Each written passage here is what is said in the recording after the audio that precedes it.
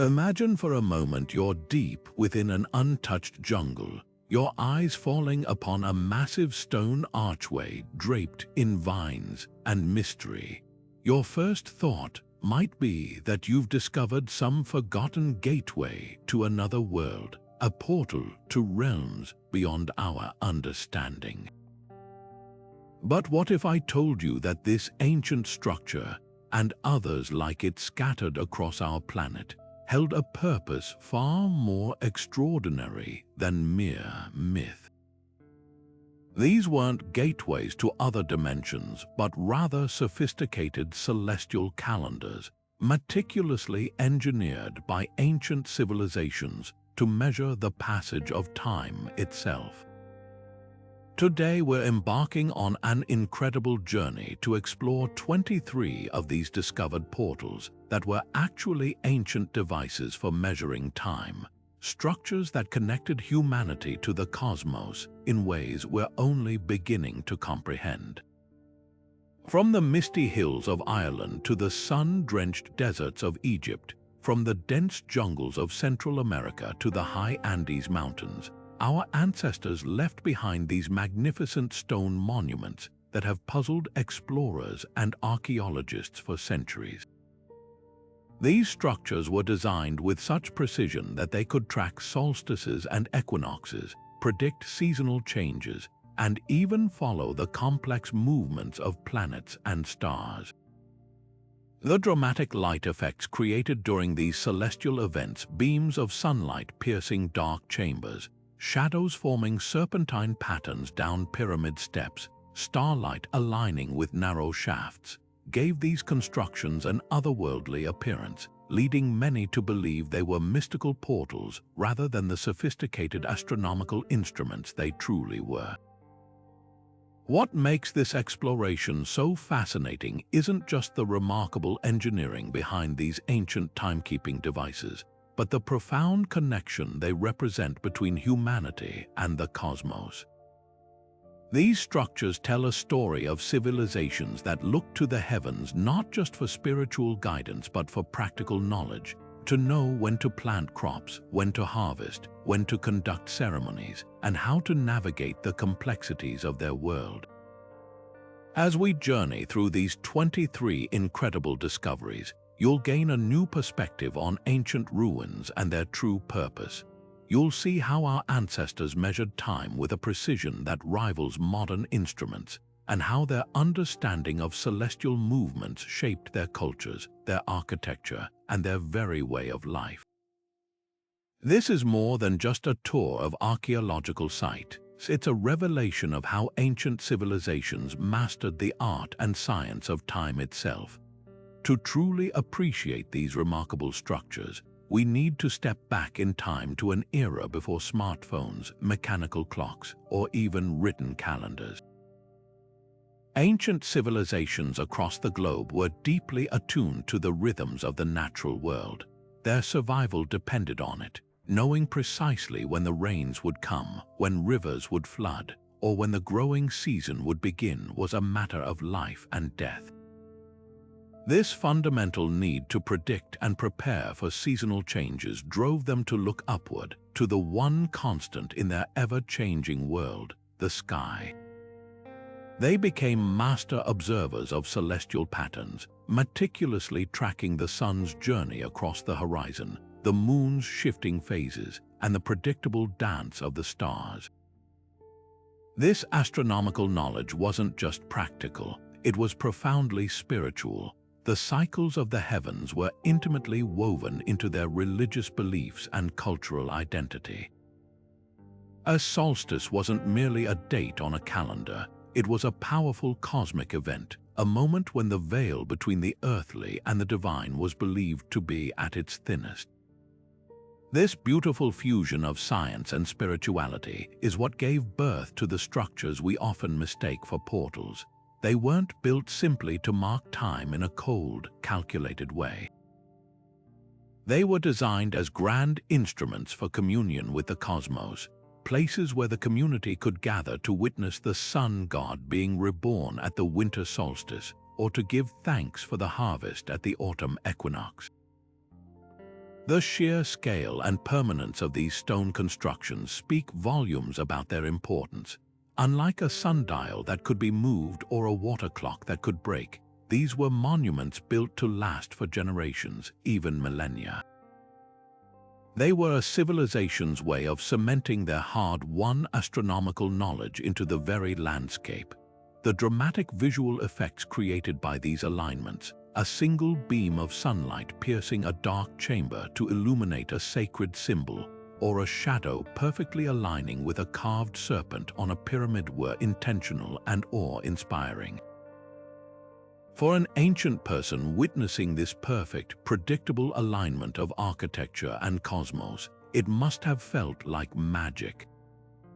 It's this sense of wonder, this theatrical reveal of celestial mechanics, that so easily led later cultures who had lost this knowledge to interpret these sites as mystical gateways to other worlds, rather than recognizing them for what they truly were: humanity's first sophisticated laboratories for understanding time itself. This incredible precision in architectural alignment didn't happen by accident. Ancient builders possessed a sophisticated understanding of celestial mechanics that allowed them to engineer structures with breathtaking accuracy. They would carefully observe the horizon for years, noting exactly where the sun rose and set at different times of year, then translate that knowledge into stone and mortar. The summer solstice, when the sun reaches its highest point in the sky, and the winter solstice, its lowest, became critical anchor points in their celestial calendar. Equinoxes, when day and night are perfectly balanced, provided additional markers throughout the year. But it wasn't just about the sun. Many structures also tracked the complex cycles of the moon and the wandering paths of planets, particularly Venus, which held special significance for numerous cultures. The practical applications of this astronomical knowledge were absolutely vital to these ancient societies. Imagine living in a world without printed calendars or weather applications. Your entire agricultural cycle, your food supply, depended on knowing precisely when to plant and when to harvest.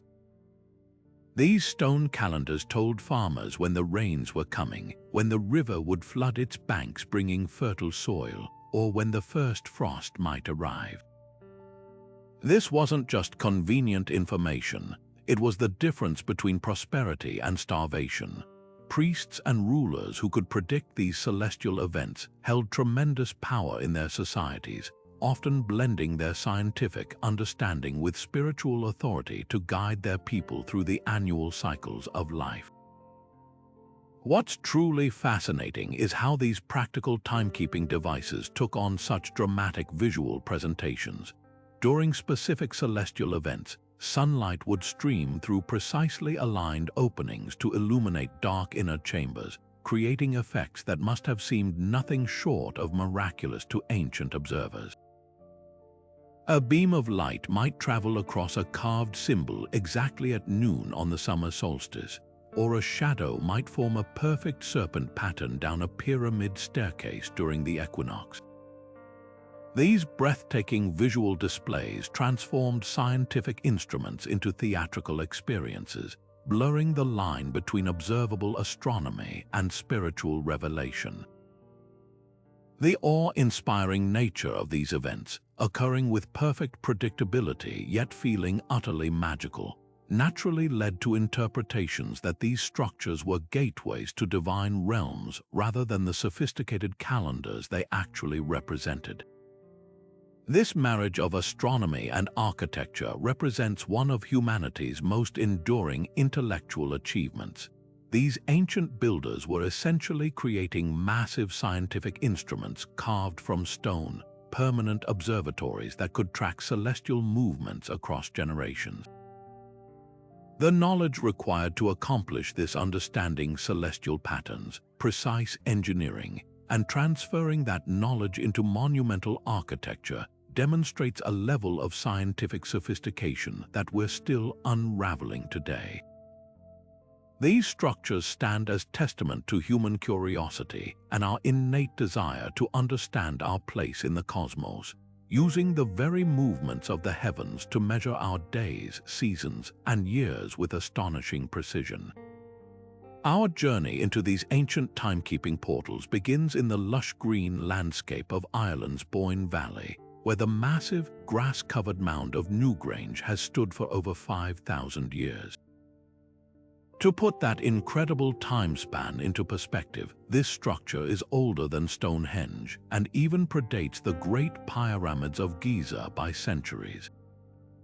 From the outside, it appears as a large, circular mound surrounded by 97 massive curbstones, some decorated with intricate spiral and diamond patterns that continue to puzzle archaeologists today.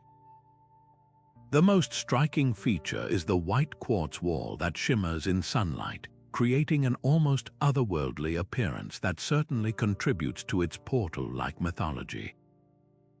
But the true magic of Newgrange reveals itself only during one specific time each year. A narrow, 60-foot passage leads from the entrance deep into the heart of the mound, ending in a cross-shaped chamber with a corbelled roof that has remained waterproof for millennia.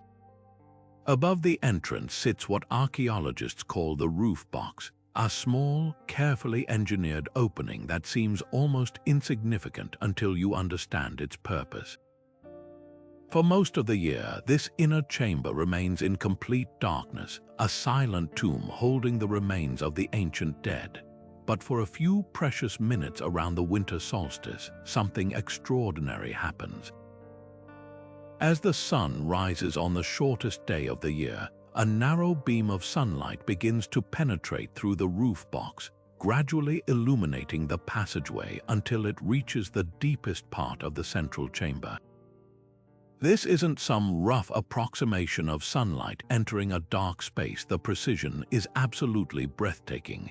The beam of light begins as a narrow slit that gradually widens to illuminate the entire chamber floor for approximately 17 minutes before retreating back the way it came. This precise alignment required Neolithic builders to have an incredibly sophisticated understanding of solar movements. They needed to know exactly where the sun would rise on the winter solstice horizon, calculate the angle of sunlight at that specific latitude and time of year, and then engineer the passage and roof box with mathematical precision to capture that light. Considering they accomplished this without modern tools, writing systems, or even metal implements, the achievement becomes even more remarkable. The spiritual significance of this solar alignment cannot be overstated. For an agricultural society, the winter solstice represented the death and rebirth of the sun, the moment when the days stopped growing shorter and began to lengthen again, promising the return of spring and renewed life.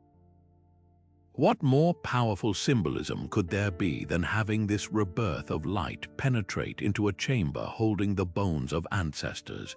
This creates a profound connection between the cycle of human life and death and the eternal cycles of the cosmos.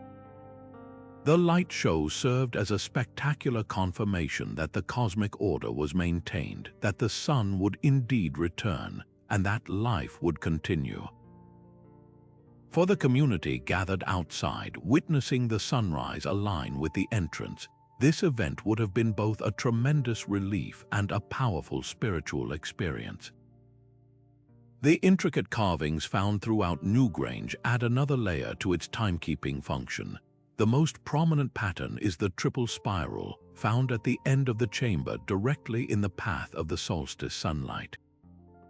Some researchers believe these spirals represent the movement of the sun throughout the year, or perhaps even more complex astronomical cycles.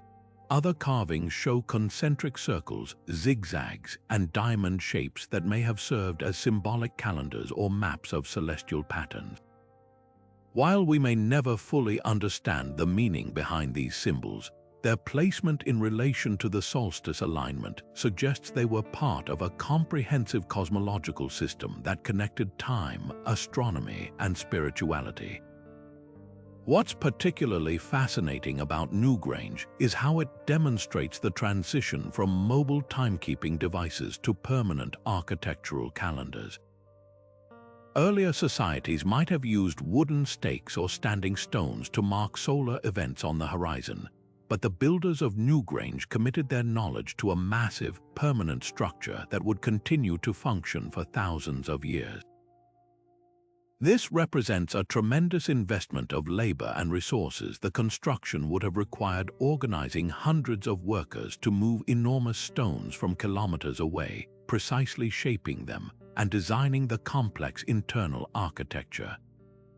This suggests that maintaining accurate timekeeping and celestial observation was of utmost importance to their society, worthy of their greatest architectural achievement.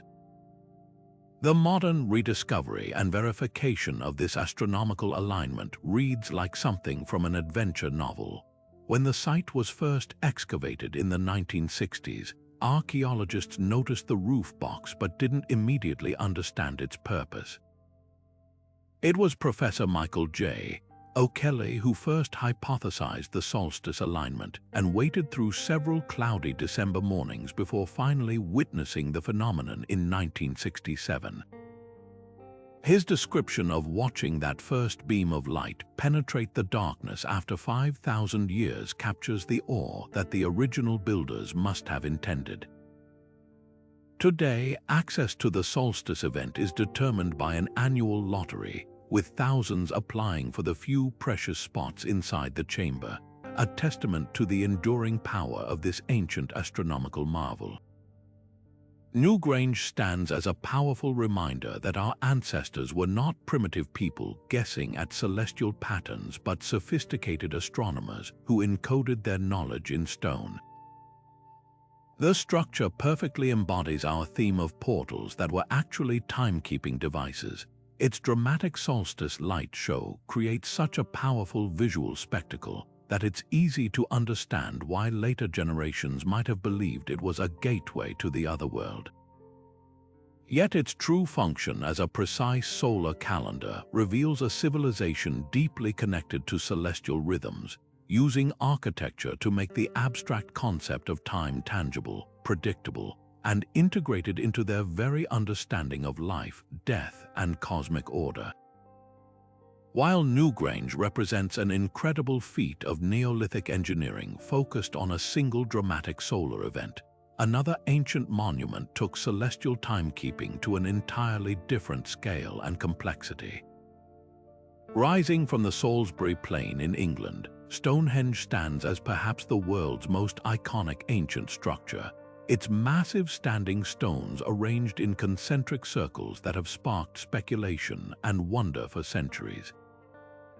For generations, people interpreted these enormous sarsen stones as a druid temple, a burial ground for legendary kings, or even as a landing site for magical beings, truly a portal to other realms. But modern archaeological and astronomical research has revealed something equally fascinating. Stonehenge functioned as a sophisticated astronomical observatory and calendar system that tracked not just the sun's annual journey, but potentially the moon's complex cycles and even eclipses.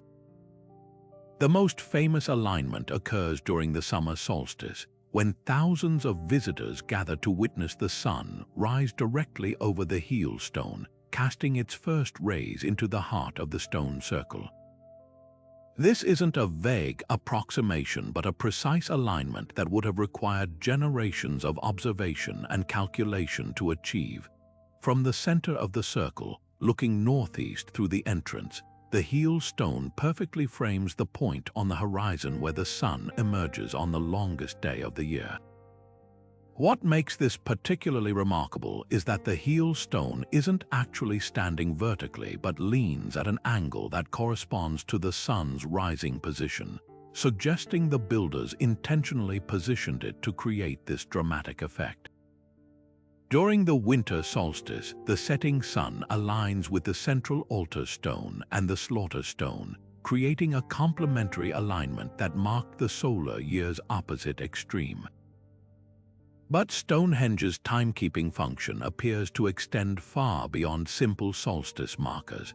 The arrangement of the stones creates multiple alignments that correspond to different solar positions throughout the year. The station stones, positioned in a rectangle around the main circle, align with both solstice sunrises and sunsets as well as possibly lunar extremes. Some researchers have proposed that the 56 Aubrey holes circular pits surrounding the monument could have been used to track eclipses by moving stones or markers in a pattern that predicted lunar cycles. This would have given Neolithic priests the ability to forecast celestial events that must have seemed both terrifying and magical to ancient observers, enhancing their status as intermediaries between the earthly and celestial realms. The construction timeline of Stonehenge reveals an evolving understanding of celestial mechanics. The earliest phase, dating to around 3000 BCE, consisted of a circular ditch and bank with the Aubrey holes, which may have functioned as a simple astronomical observatory. Over the next 1,000 years, multiple generations added the massive sarsen stones in the iconic trilithon formations and the smaller blue stones transported from Wales. This long-term investment suggests that celestial observation and timekeeping were of paramount importance to these ancient communities, worth the enormous effort of moving stones weighing up to 50 tons across hundreds of kilometers without wheeled vehicles or draft animals. The lunar associations of Stonehenge have gained increasing attention in recent years. Professor Timothy Darville's research suggests that the station stones align with the moon's extreme rising and setting positions during its 18.6-year cycle.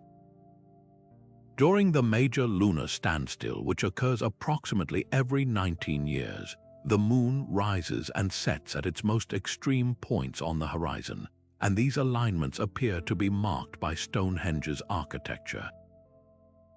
This lunar connection might explain why the monument was used for such an extended period. It could track both solar yearly cycles and the much longer lunar cycles that were important for scheduling ceremonies, trade gatherings, or other cultural activities.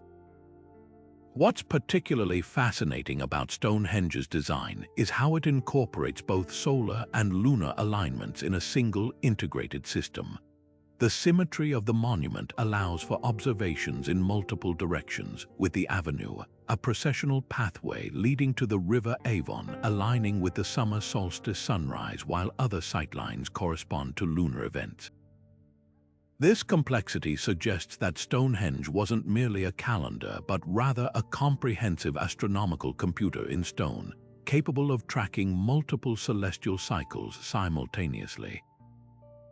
The presence of cremated human remains adds another layer of meaning, connecting the cycles of human life and death with the eternal cycles of the cosmos in a way that must have been profoundly meaningful to its builders. The portal-like quality of Stonehenge isn't just metaphorical. The arrangement of the massive trilithons, two vertical stones supporting a horizontal lintel, creates literal doorways and frames that align with celestial events. During solstice sunrises and sunsets, these stone doorways frame the sun in dramatic fashion, creating the appearance of a gateway through which the sun passes. For a culture that likely worshipped the sun as a deity, this visual spectacle would have been incredibly powerful, reinforcing the idea that Stonehenge was a place where the earthly and celestial realms connected. The acoustic properties of the stones, which create unusual sound effects and echoes, would have enhanced this otherworldly atmosphere during ceremonies. Recent discoveries continue to expand our understanding of Stonehenge's complexity. Laser scanning of the stones has revealed previously unnoticed carvings of Bronze Age daggers and axes, suggesting the site remained significant for millennia after its construction. The discovery of the nearby Durrington Walls settlement, which appears to have been a seasonal gathering place connected to solstice celebrations, paints a picture of a vibrant ceremonial landscape centered around astronomical observation. Rather than an isolated temple, Stonehenge was likely part of a vast ritual complex where timekeeping, ceremony, and cosmology intertwined in ways we are only beginning to comprehend. The enduring mystery of Stonehenge lies not in its supernatural origins, but in the astonishing astronomical knowledge and organizational skill of its builders. This wasn't a primitive culture guessing at celestial patterns, but a sophisticated society capable of precise engineering, long-term astronomical observation, and complex mathematical calculation.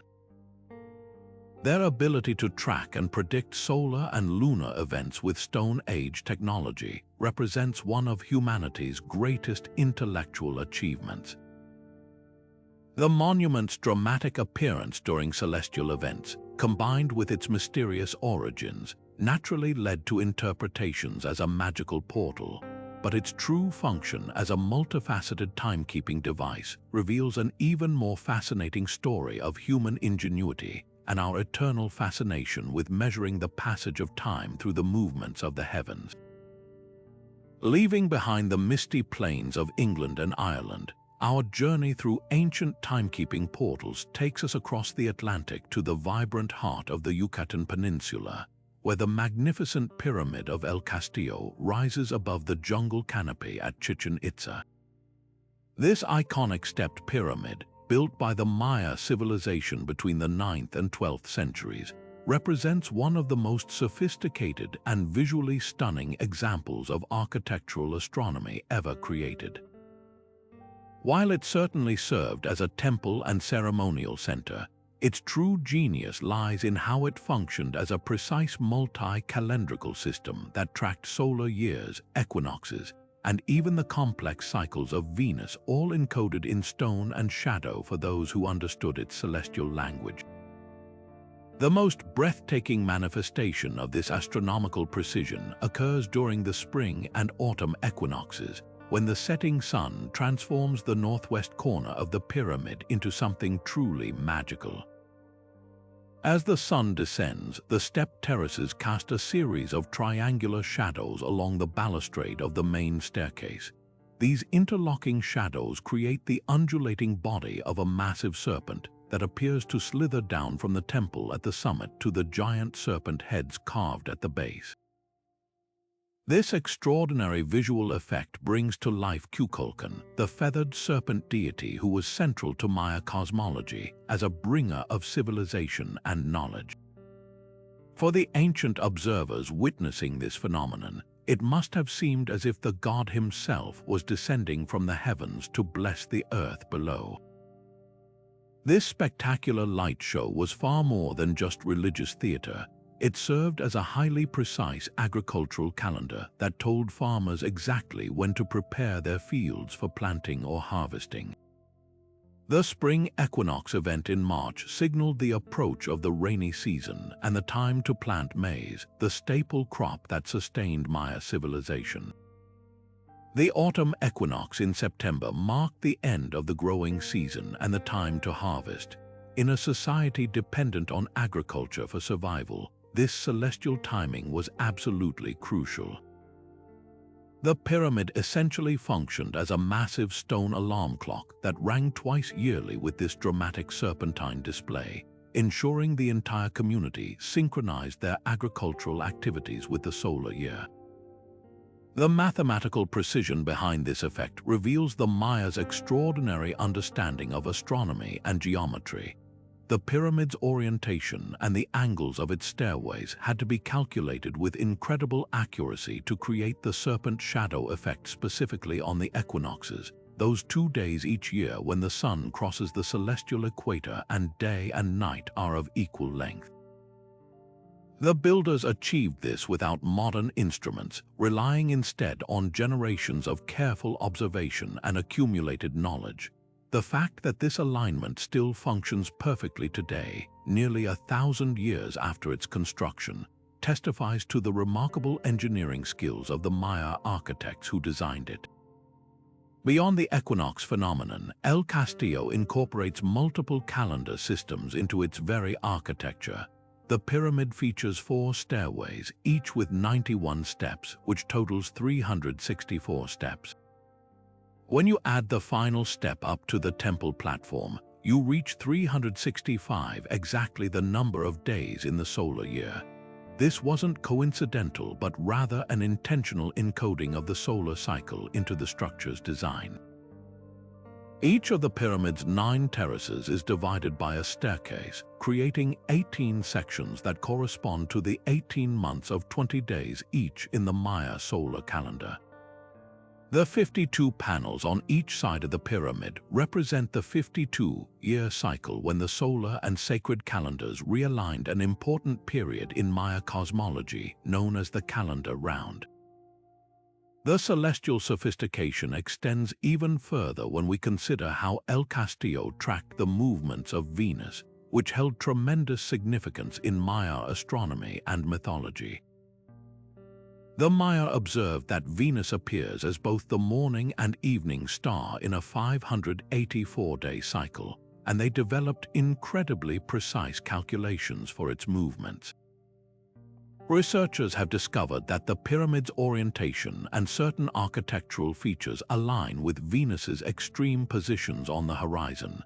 The Maya believed Venus was associated with warfare and important deities, and they timed military campaigns and religious ceremonies according to its appearances. This means the pyramid served as both a solar and planetary calendar, tracking multiple celestial cycles simultaneously.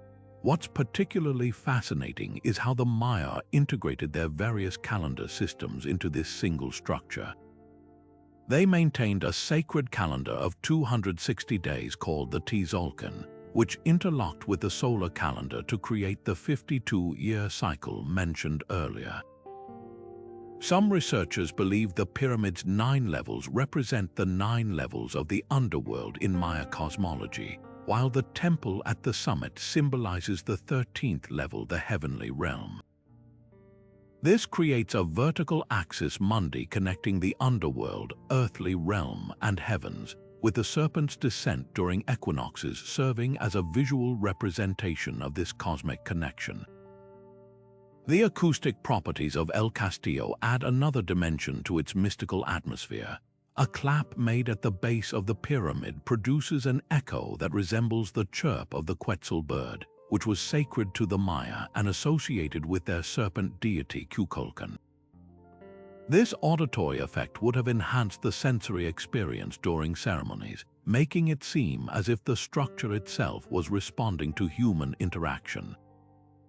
When combined with the visual spectacle of the shadow serpent, the entire pyramid becomes a multi-sensory astronomical instrument that engages both sight and sound in its timekeeping function. Modern archaeological investigations have revealed that El Castillo was actually built over an earlier, smaller pyramid, suggesting that this sacred location had been used for celestial observation long before the current structure was erected. Inside the larger pyramid, archaeologists discovered a hidden chamber containing a red jaguar throne with jade spots and eyes, along with a chakmul sculpture, a ritual offering table. This inner sanctum likely served as the heart of the pyramid's spiritual function, where priests conducted ceremonies aligned with the celestial events marked by the architecture above. The practice of building new structures over older ones was common in Mesoamerican cultures, representing the renewal of time and the layering of astronomical knowledge across generations. The sophistication of Maya astronomy becomes even more impressive when we consider their mathematical achievements.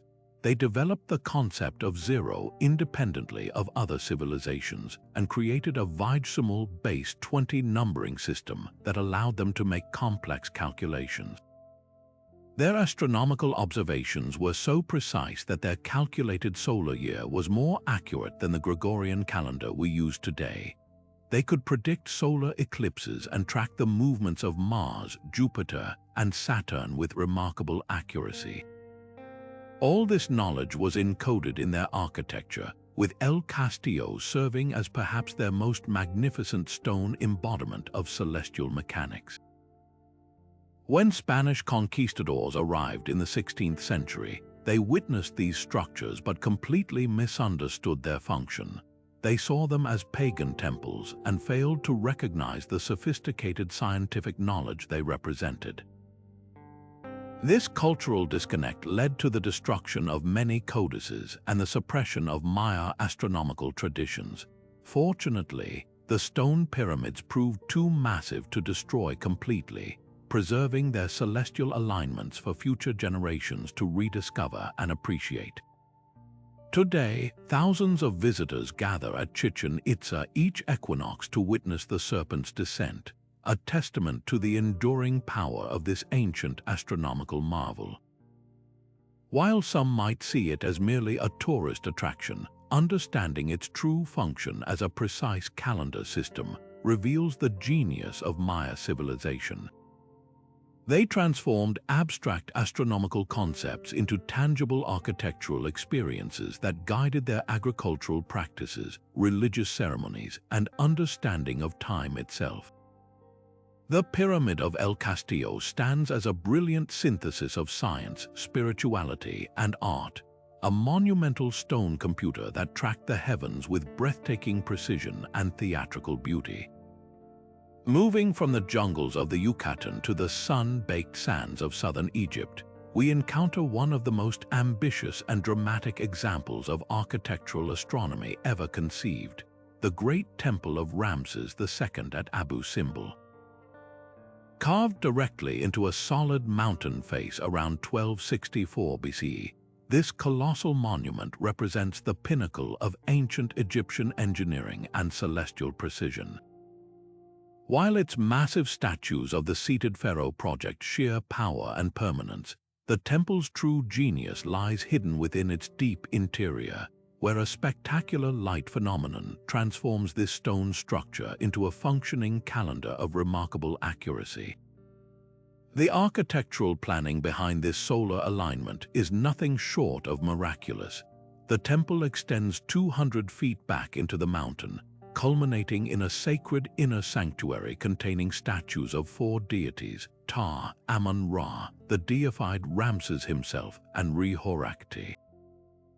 For most of the year, this deepest chamber remains in near total darkness, its divine figures shrouded in mystery. But on 2 specific days, traditionally February 22nd and October 22nd, something extraordinary occurs. As the sun rises over the eastern horizon, its rays penetrate through the temple entrance, travel the entire length of the corridor, and finally illuminate 3 of the 4 statues at the very back of the sanctuary. Only the statue of Ptah, god of darkness and the underworld, remains in shadow, a deliberate theological statement about the nature of these deities. The precision required to achieve this effect demonstrates the Egyptians' sophisticated understanding of astronomy and geometry. The temple's axis had to be oriented with incredible accuracy to capture the sun's rays at exactly the right angle on these specific dates. The corridor itself acts as a massive stone telescope, with the entrance serving as the aperture that admits light only when the sun reaches the precise position on the horizon corresponding to these calendar dates.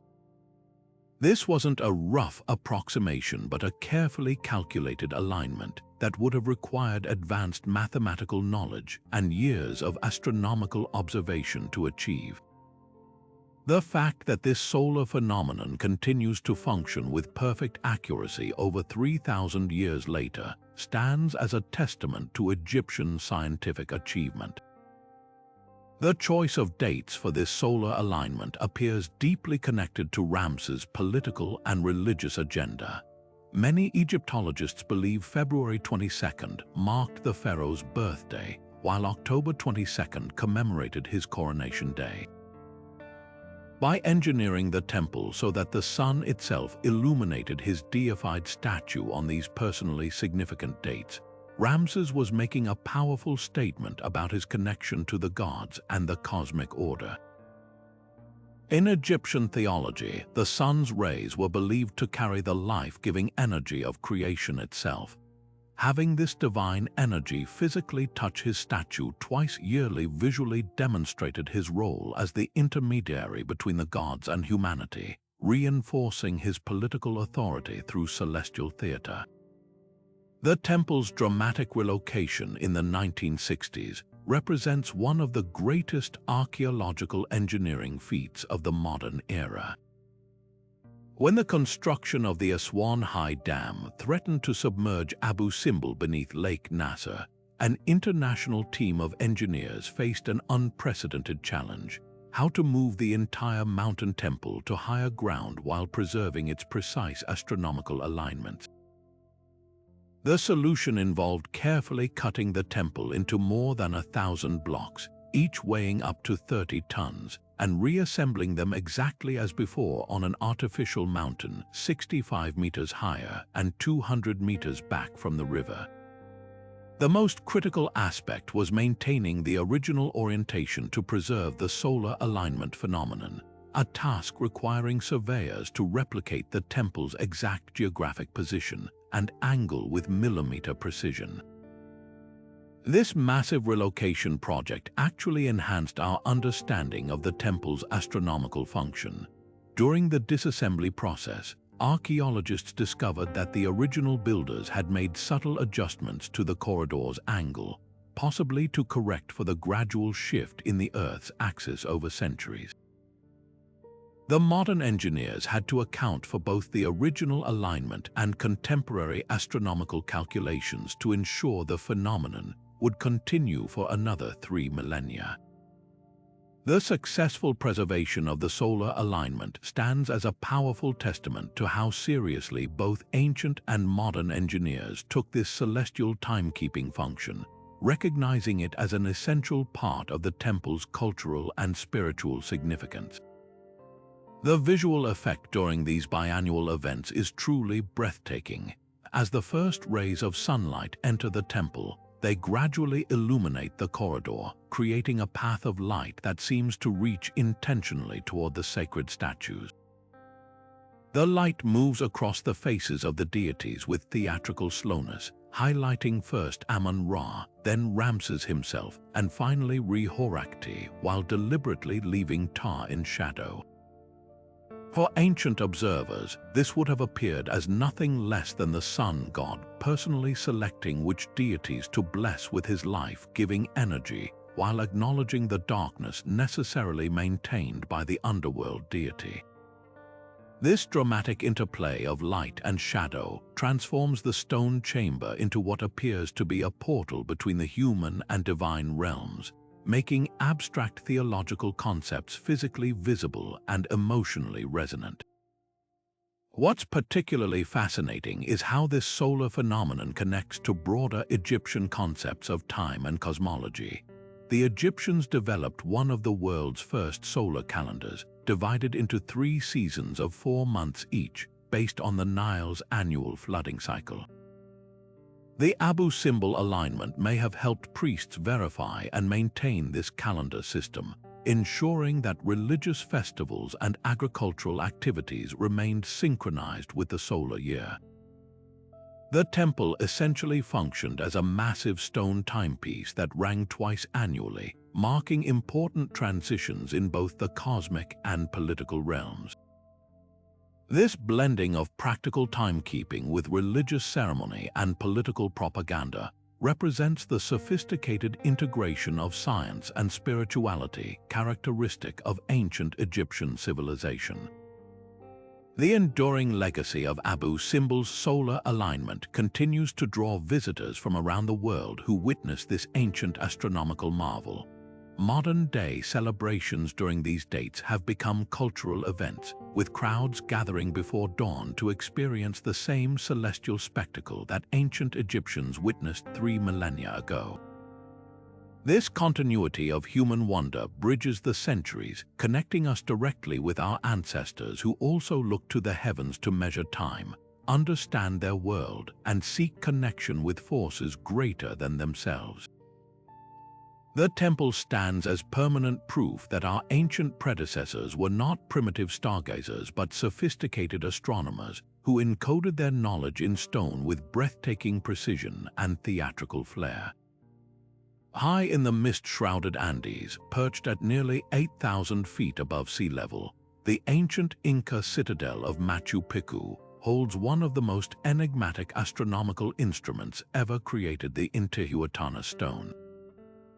This beautifully carved granite pillar, whose name literally means hitching post of the sun, represents the pinnacle of Inca celestial observation and stone working skill. Unlike the massive structures we've explored previously, this timekeeping device operates on a more intimate scale, yet its precision and spiritual significance are no less profound. Carved directly from the mountain's living rock, the Intihuatana served as both a sophisticated astronomical clock and a sacred altar where priests could literally tether the sun to prevent it from continuing its journey southward during the winter solstice. The stone's design reveals extraordinary understanding of both astronomy and geometry. The central pillar rises from a series of precisely carved steps and angles that correspond to the sun's changing position throughout the year. During equinoxes, the stone casts no shadow at noon, a dramatic demonstration of celestial balance that would have been both scientifically significant and spiritually powerful. As the seasons progress, the changing angles and lengths of shadows would have allowed Inca priests to track the solar year with remarkable accuracy, determining not only solstices and equinoxes, but numerous intermediate dates important for agriculture and ceremony. The precision of these shadow measurements suggests the Inca possessed advanced mathematical knowledge, likely using counting devices like quippers to record and calculate celestial movements. What makes the Intihuatana particularly fascinating is how it integrates with its breathtaking natural surroundings. The stone aligns with several significant mountain peaks that the Inca considered sacred, creating a landscape-scale observatory where natural and built elements worked in harmony. During the winter solstice, the most important celestial event in the Inca calendar, priests would perform ceremonies at the stone as the sun reached its lowest point in the sky. They believed the Intihuatana literally held the sun in place, preventing it from disappearing entirely and ensuring its return and the rebirth of the agricultural cycle. This connection between astronomy, agriculture, and spirituality was fundamental to Inca cosmology, with the stone serving as the physical point where these realms converged. The strategic placement of the Intihuatana within Machu Picchu reveals its importance in the city's sacred geography. Positioned at the highest point of the ceremonial sector, the stone overlooks the main plaza and residential areas while being framed by spectacular mountain vistas. This placement wasn't accidental but reflected the Inca concept of sex system imaginary lines radiating from important religious sites that organized both space and time. The Intihuatana likely served as the center of this cosmological system at Machu Picchu, with sight lines to other Huacas sacred places throughout the surrounding landscape. This integration of architecture with natural topography created a comprehensive astronomical observatory that tracked celestial movements across both horizon and sky. The survival of the Intihuatana is something of a miracle in itself. Spanish conquistadors systematically destroyed similar stones throughout the Inca Empire, considering them idolatrous objects. They recognized that these astronomical devices were central to Inca spirituality and timekeeping, and their destruction was intended to break the cultural and religious continuity of the conquered population. The Intihuatana at Machu Picchu escaped this fate only because the Spanish never discovered the hidden city, which remained unknown to the outside world until 1911. Even today, the stone bears a small damaged corner from a 1999 incident when a crane being used for a beer commercial accidentally struck it, a reminder of how vulnerable these ancient astronomical treasures remain. Modern archaeological research has revealed that the Intihuatana's function extends beyond simple solar tracking. The stone's various angles and surfaces appear to align with specific constellations important in Inca cosmology, particularly the Southern Cross and the Milky Way, which the Inca saw as a celestial river. During clear nights, the stone would have allowed priests to track not only the sun's annual journey, but also the seasonal appearance of specific stars and constellations. This multifunctional design made the Intihuatana a complete astronomical instrument that could measure both diurnal and annual cycles, serving as a permanent celestial calendar carved in stone. The experiential aspect of using the Intihuatana would have been profoundly different from simply observing a calendar date. Inca priests likely conducted ceremonies where they physically interacted with the stone, perhaps placing offerings in its carved depressions or tracing the movement of shadows with their hands. This tactile engagement with celestial mechanics transformed abstract astronomical concepts into physical experiences that reinforced the connection between human activity and cosmic order. The dramatic location, with clouds often swirling around the stone and the sun breaking through at precise moments, would have created powerful sensory experiences that reinforced the spiritual significance of the astronomical events being observed. The Intihuatana's enduring accuracy is a testament to Inca engineering prowess. Despite 5 centuries of exposure to earthquakes, weathering, and seasonal temperature changes, the stone maintains its precise angles and alignments. The Inca stonemasons who carved it understood the properties of their local granite and how to shape it to resist the elements. They selected a particularly hard section of bedrock that would maintain its integrity over generations, ensuring that their celestial calendar would continue functioning long after they were gone.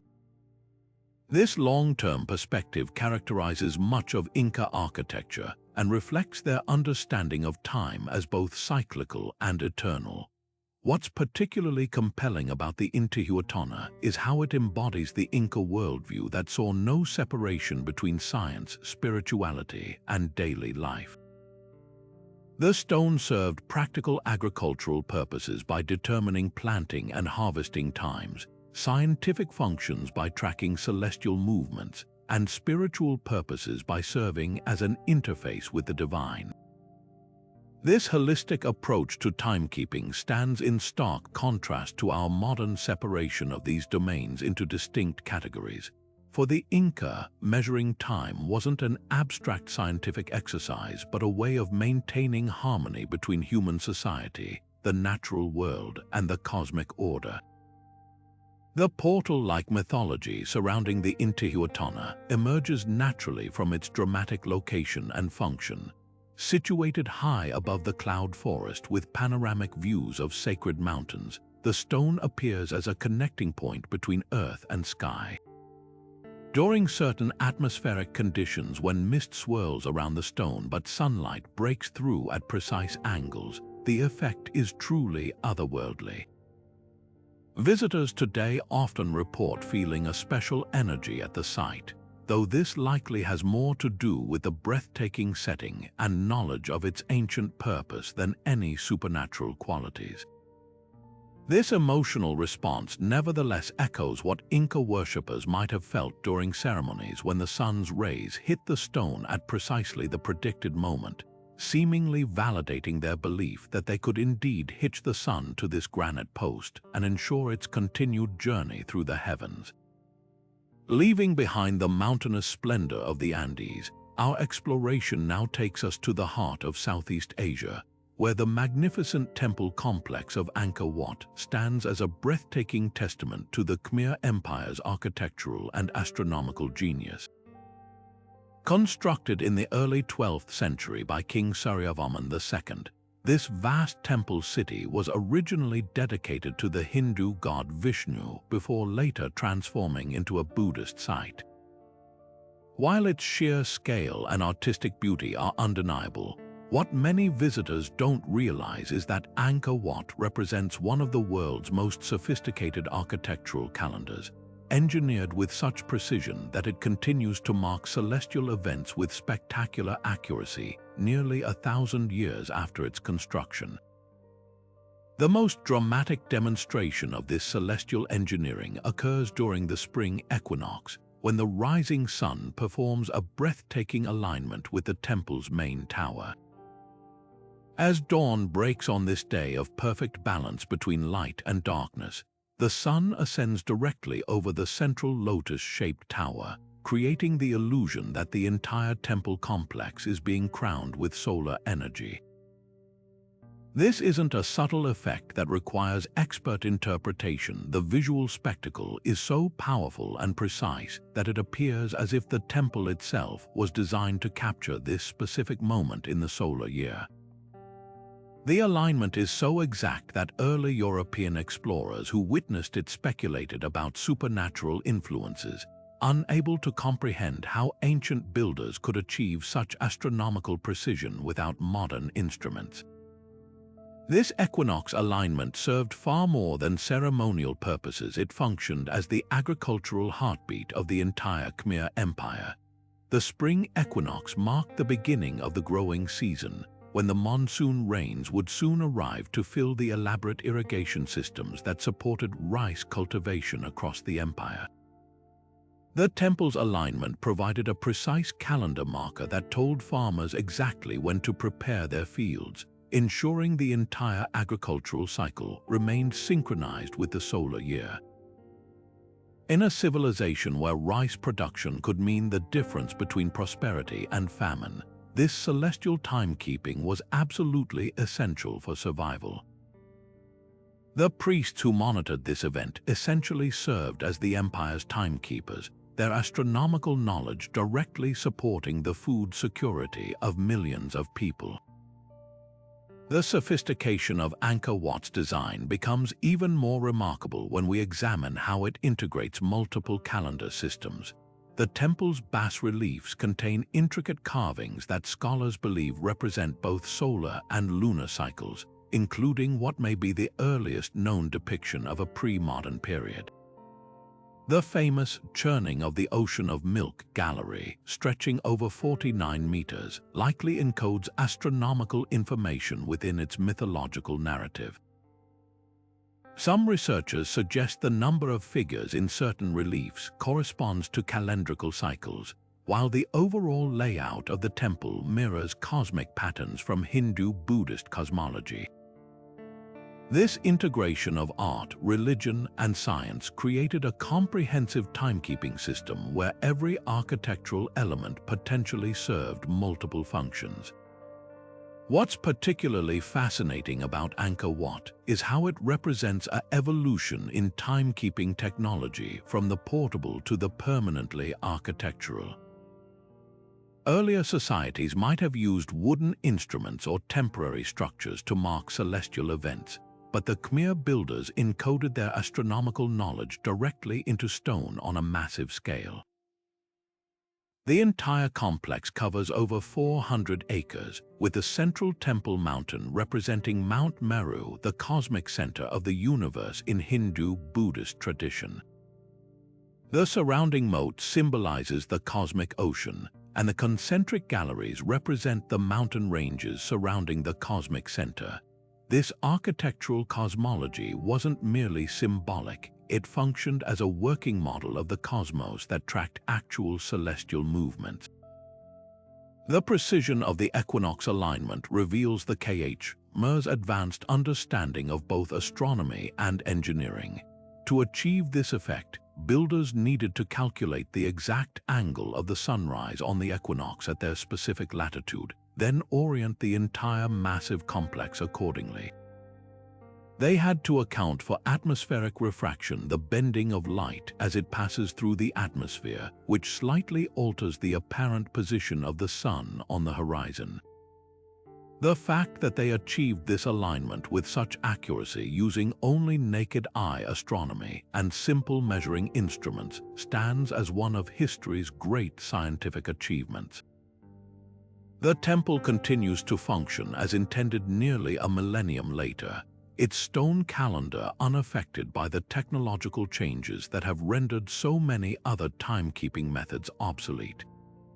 The portal-like quality of Angkor Wat during these celestial events is undeniable. As the equinox sun rises directly behind the central tower, the light seems to emanate from the temple itself, creating a dramatic visual effect that early European visitors described as the opening of a gateway to the divine. This interpretation was reinforced by the temple's design, which requires visitors to approach through a series of increasingly sacred spaces before reaching the central sanctuary. The journey mirrors the spiritual ascent toward enlightenment, with the equinox alignment serving as the ultimate celestial validation of this sacred pathway. For ancient worshippers, witnessing the sun perfectly frame their holiest site would have been a powerful confirmation of their cosmological beliefs and the divine mandate of their rulers. Modern technology has revealed even more astronomical sophistication embedded in Angkor Wat's design. Laser scanning and satellite imagery have shown that the temple's layout aligns not only with solar events, but also with specific lunar cycles and even the cardinal directions with extraordinary precision. The entire complex is oriented slightly counterclockwise from true east, an alignment that some researchers believe corresponds to the rising of specific stars or constellations important in Khmer cosmology. The temple's dimensions and proportions appear to encode mathematical constants and astronomical relationships that we are still deciphering today. This suggests that Angkor Wat was far more than a simple solar calendar. It was a comprehensive astronomical computer in stone, capable of tracking multiple celestial cycles simultaneously. The survival and continued function of Angkor Wat's astronomical alignments despite centuries of abandonment and environmental challenges speaks to the remarkable engineering skills of the Khmer builders. The temple complex was constructed using sophisticated hydraulic engineering that managed water levels in the surrounding moat, which may have served as a giant reflecting pool to enhance celestial observations. The sandstone blocks were precisely cut and fitted without mortar, yet have maintained their alignments through earthquakes, monsoon rains, and jungle encroachment.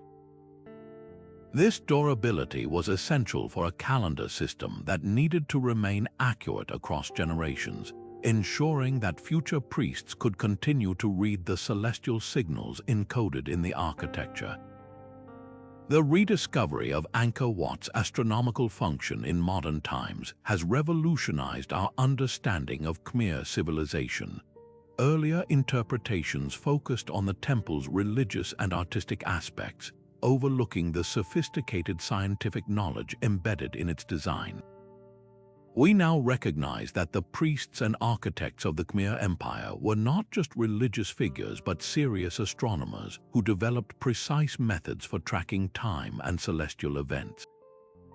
Their ability to integrate this astronomical knowledge into magnificent architecture that served both practical and spiritual purposes represents a unique achievement in human history, a perfect fusion of science, art, and religion that continues to inspire wonder nearly 1,000 years after its creation.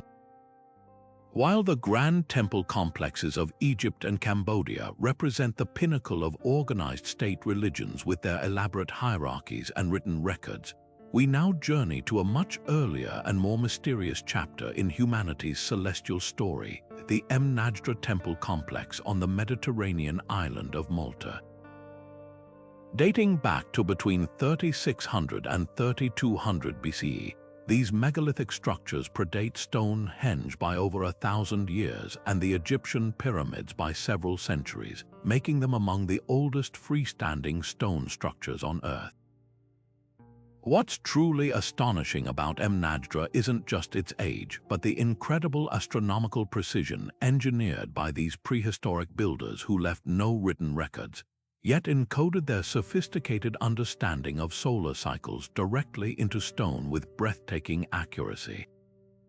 The Najdra complex consists of 3 distinct temples arranged in a cluster, with the lower temple demonstrating the most sophisticated astronomical alignments. Built using massive coralline limestone blocks, the temples feature the characteristic cloverleaf design of Maltese prehistoric architecture, with curved walls, altars, and ceremonial spaces connected by narrow passages. The builders employed advanced construction techniques including corbelled roofing where stones are progressively stepped inward to form a dome, demonstrating remarkable engineering skill for a society using only stone tools. The precision with which the doorways and chambers align with celestial events suggests these structures functioned as both sacred spaces and sophisticated solar observatories, blending spiritual practice with scientific observation in a way that would characterize timekeeping structures for millennia to come. The most dramatic celestial event occurs during the spring and autumn equinoxes, when the rising sun's rays penetrate the main doorway and travel along the central passage to illuminate the main altar stone deep within the temple. This alignment isn't approximate. The beam of light strikes specific carved markers and altars with such precision that it could only result from generations of careful astronomical observation and intentional architectural planning. During the summer solstice, sunlight frames the outer edge of a large stone slab beside the entrance, while the winter solstice sunrise aligns with a different doorway, creating a series of light patterns that mark the extreme points of the solar year. This sophisticated system allowed these ancient people to track the changing seasons with remarkable accuracy, essential for agricultural planning on an island where timing crop planting and harvesting could mean survival or starvation. What makes Mnajdra's astronomical achievements particularly impressive is the complete absence of metal tools, writing systems, or any evidence of social hierarchy among its builders. Unlike the pharaohs who commanded thousands of workers to build their solar temples, the Maltese temple builders appear to have been a relatively egalitarian society without obvious social stratification. Their ability to organize the labor required to move multi-ton stones and engineer such precise alignments suggests a communal effort driven by shared spiritual and practical needs rather than coercion by an elite class. This challenges our conventional understanding of how complex astronomical knowledge develops and spreads, showing that sophisticated science can emerge from cooperative societies without centralized authority or written records. The temple's architectural features enhance its portal-like quality during these celestial events. The massive stone doorways frame the rising sun dramatically, while the narrow passages create a tunnel effect that focuses the sunlight into beams that appear to intentionally seek out specific altars and carvings. For observers inside the temple during equinox sunrise, the effect would be truly magical, the sun's rays gradually penetrating the darkness to illuminate sacred spaces in a carefully choreographed light show that validated the priest's astronomical predictions and reinforced the community's spiritual beliefs. This transformation of abstract celestial mechanics into tangible visual theater helps explain why such structures were often interpreted as portals by later cultures who had lost the original astronomical knowledge. Recent archaeological investigations have revealed even more sophistication in Mnajdra's design. Laser scanning has shown that the temples incorporate subtle architectural features that may have served as backup alignment systems, secondary sightlines that could verify the primary solar events or track additional celestial phenomena. Some researchers believe certain carved patterns inside the temples may represent star constellations or lunar cycles, suggesting the complex could track multiple celestial bodies beyond just the sun. The presence of carved spiral patterns similar to those at Newgrange in Ireland hints at possible shared astronomical knowledge or independent discoveries across Neolithic Europe, though separated by great distances and centuries. The agricultural function of Mnajdra's calendar would have been absolutely vital for Malta's prehistoric inhabitants. The timing of planting crops like wheat and barley would have been critical on an island with limited arable land and variable rainfall. The temple's solar alignments would have provided unmistakable signals for when to prepare fields, when to plant, and when to expect seasonal changes. This practical timekeeping function coexisted with spiritual ceremonies that likely asked for divine blessing on crops and community prosperity. The blending of practical agricultural needs with spiritual practice created a holistic system where science and religion were not separate domains but complementary aspects of understanding and interacting with the natural world. The durability of Mnajdra's stone calendar is particularly remarkable.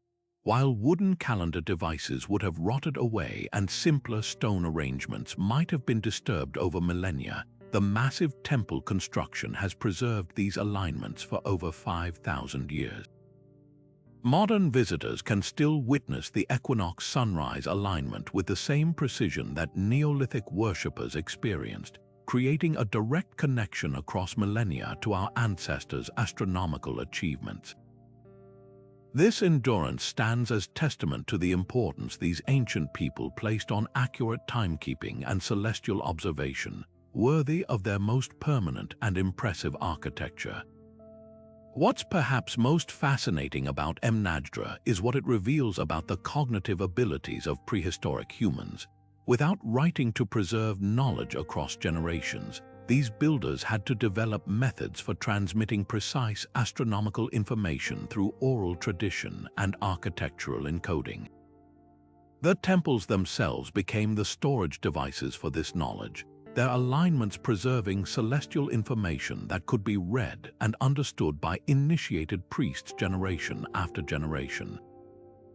This represents a different kind of literacy, one based on spatial relationships, architectural features, and celestial patterns rather than written words or numbers. The success of this system is demonstrated by how accurately it continues to function millennia after its creator's language, beliefs, and daily lives have vanished from memory. The modern recognition of Mnajdra's astronomical function came relatively recently, with systematic studies beginning in the 1990s revealing the precision of its alignments. Before this, the temples were often described simply as religious sites or burial places, with their sophisticated timekeeping function overlooked. This rediscovery parallels similar revelations at other ancient sites around the world, suggesting that we're only beginning to appreciate the astronomical sophistication of prehistoric cultures. The protective canopy installed over Mnajdra in 2009 to shield it from weathering ironically creates an even more dramatic visual experience during alignments, as sunbeams filter through the structure to illuminate the ancient stones below. Mnajdra's significance extends beyond its function as a solar calendar. It represents humanity's earliest known attempt to create permanent architectural structures specifically designed to track celestial time. This innovation established a template that would be repeated and refined across cultures for thousands of years, from Egypt to Cambodia to Central America. The Maltese temples demonstrate that the human desire to understand and measure time through celestial observation is not just a feature of complex state societies, but a fundamental aspect of human culture that emerged independently in different parts of the world. Their enduring stone calendar continues to mark the passage of seasons just as it did 5 millennia ago, a silent testament to the astronomical genius of our prehistoric ancestors who looked to the heavens and found there both practical guidance and spiritual inspiration. Moving from the Mediterranean's ancient temples to the arid coastal plains of Peru, we encounter what archaeologists now recognize as one of the most ingenious and unambiguous solar observatories ever created by an ancient civilization, the remarkable 13 Towers of Chanquillo. Nestled in the Casma Valley, this 2,300-year-old complex presents a strikingly different approach to architectural astronomy compared to the enclosed structures we've explored previously. Instead of dark passages waiting for sunlight to penetrate, Chanquillo offers an open-air, horizon-based calendar system of breathtaking simplicity and precision. What appears at first glance to be a row of crumbling towers on a hilltop actually represents a sophisticated solar device that could track the entire year with windowpane clarity. The observatory consists of 13 neatly spaced towers stretching along the ridge of a low hill, creating an artificial horizon that looks almost like the teeth of a giant stone comb against the sky. These towers range in height from 6 to 20 feet and are arranged in a north-south line approximately 900 feet long. What makes this configuration truly extraordinary are two precise observation points located to the east and west of the tower line. From the western observation point, an observer would witness the sun rising directly behind different towers throughout the year, moving gradually from one end of the row to the other and back again. This created a solar calendar so intuitive that anyone could read it with minimal instruction, yet so accurate it could pinpoint specific dates within just 1 or 2 days. The genius of this design lies in its elegant simplicity. During the December solstice, the sun rises behind the southernmost tower, appearing to crown it with light. As the days progress, the sunrise position shifts northward along the tower line, approximately 1 tower every 10 days. By the June solstice, the sun rises behind the northernmost tower before beginning its journey back south. The equinoxes occur when the sun rises directly between the 6th and 7th towers, perfectly splitting the sequence in half. This created a celestial clock face spread across the horizon, with each tower serving as a marker for specific periods in the agricultural and ceremonial year. The system was so precise that modern experiments have confirmed it could determine dates within an accuracy of 2 days, more than sufficient for scheduling planting, harvesting, and religious festivals. What's particularly fascinating about Chanquillo is how it democratized astronomical knowledge. Unlike the hidden chambers of Newgrange or the restricted temple precincts of Egypt, where only priests might witness celestial alignments, Chanquillo's solar calendar was visible to anyone standing at the designated observation points. This suggests that timekeeping knowledge was more widely distributed in this society, accessible to farmers, administrators, and common people who needed to coordinate their activities with the solar cycle. The Western observation point in particular appears designed for public viewing, with a spacious courtyard that could accommodate groups of observers gathering to witness the sunrise behind specific towers on important dates. The broader archaeological context reveals that Chanquillo was part of a substantial fortified complex that included temples, plazas, and residential areas, all surrounded by massive walls. This was clearly an important ceremonial center, and the Solar Observatory would have played a central role in regulating both practical and religious activities. The towers themselves were constructed with great care using stone and mortar, with stairways providing access to their summits, though their primary function was as backdrops for solar observations rather than platforms for viewing. Their deliberate spacing and uniform construction suggest they were built specifically for astronomical purposes rather than being adapted from existing structures. For centuries after its abandonment, the true function of the 13 towers remained misunderstood. Early archaeologists and explorers speculated they might be defensive structures, though their arrangement made little military sense. Others thought they might represent a ceremonial gateway or processional route. It wasn't until 2007 that detailed archaeological investigation combined with astronomical analysis revealed their purpose as a solar observatory. The key breakthrough came when researchers Ivan Gezi and Clive Ruggles demonstrated the precise alignments between the towers and the observation points, publishing their findings in the journal Science and fundamentally changing our understanding of ancient Peruvian astronomy. The cultural significance of this observatory becomes even more remarkable when we consider that it predates the Inca civilization by nearly 2 millennia. The people who built Chanquillo belonged to what archaeologists call the Casma Sechin culture, about whom we know relatively little since they left no written records. Their sophisticated understanding of astronomy challenges the conventional narrative that attributes advanced celestial knowledge primarily to the Inca. Clearly, the tradition of precise solar observation in the Andes has much deeper roots than previously suspected, with Chanquillo representing a previously missing link in the development of astronomical practices in the region. The design of Chanquillo reveals a different philosophical approach to timekeeping compared to other ancient observatories. Rather than creating dramatic light and shadow effects within enclosed spaces, the Casma Sechin architects worked with the natural landscape, using the towers to create an artificial horizon that made the sun's gradual migration throughout the year visibly apparent.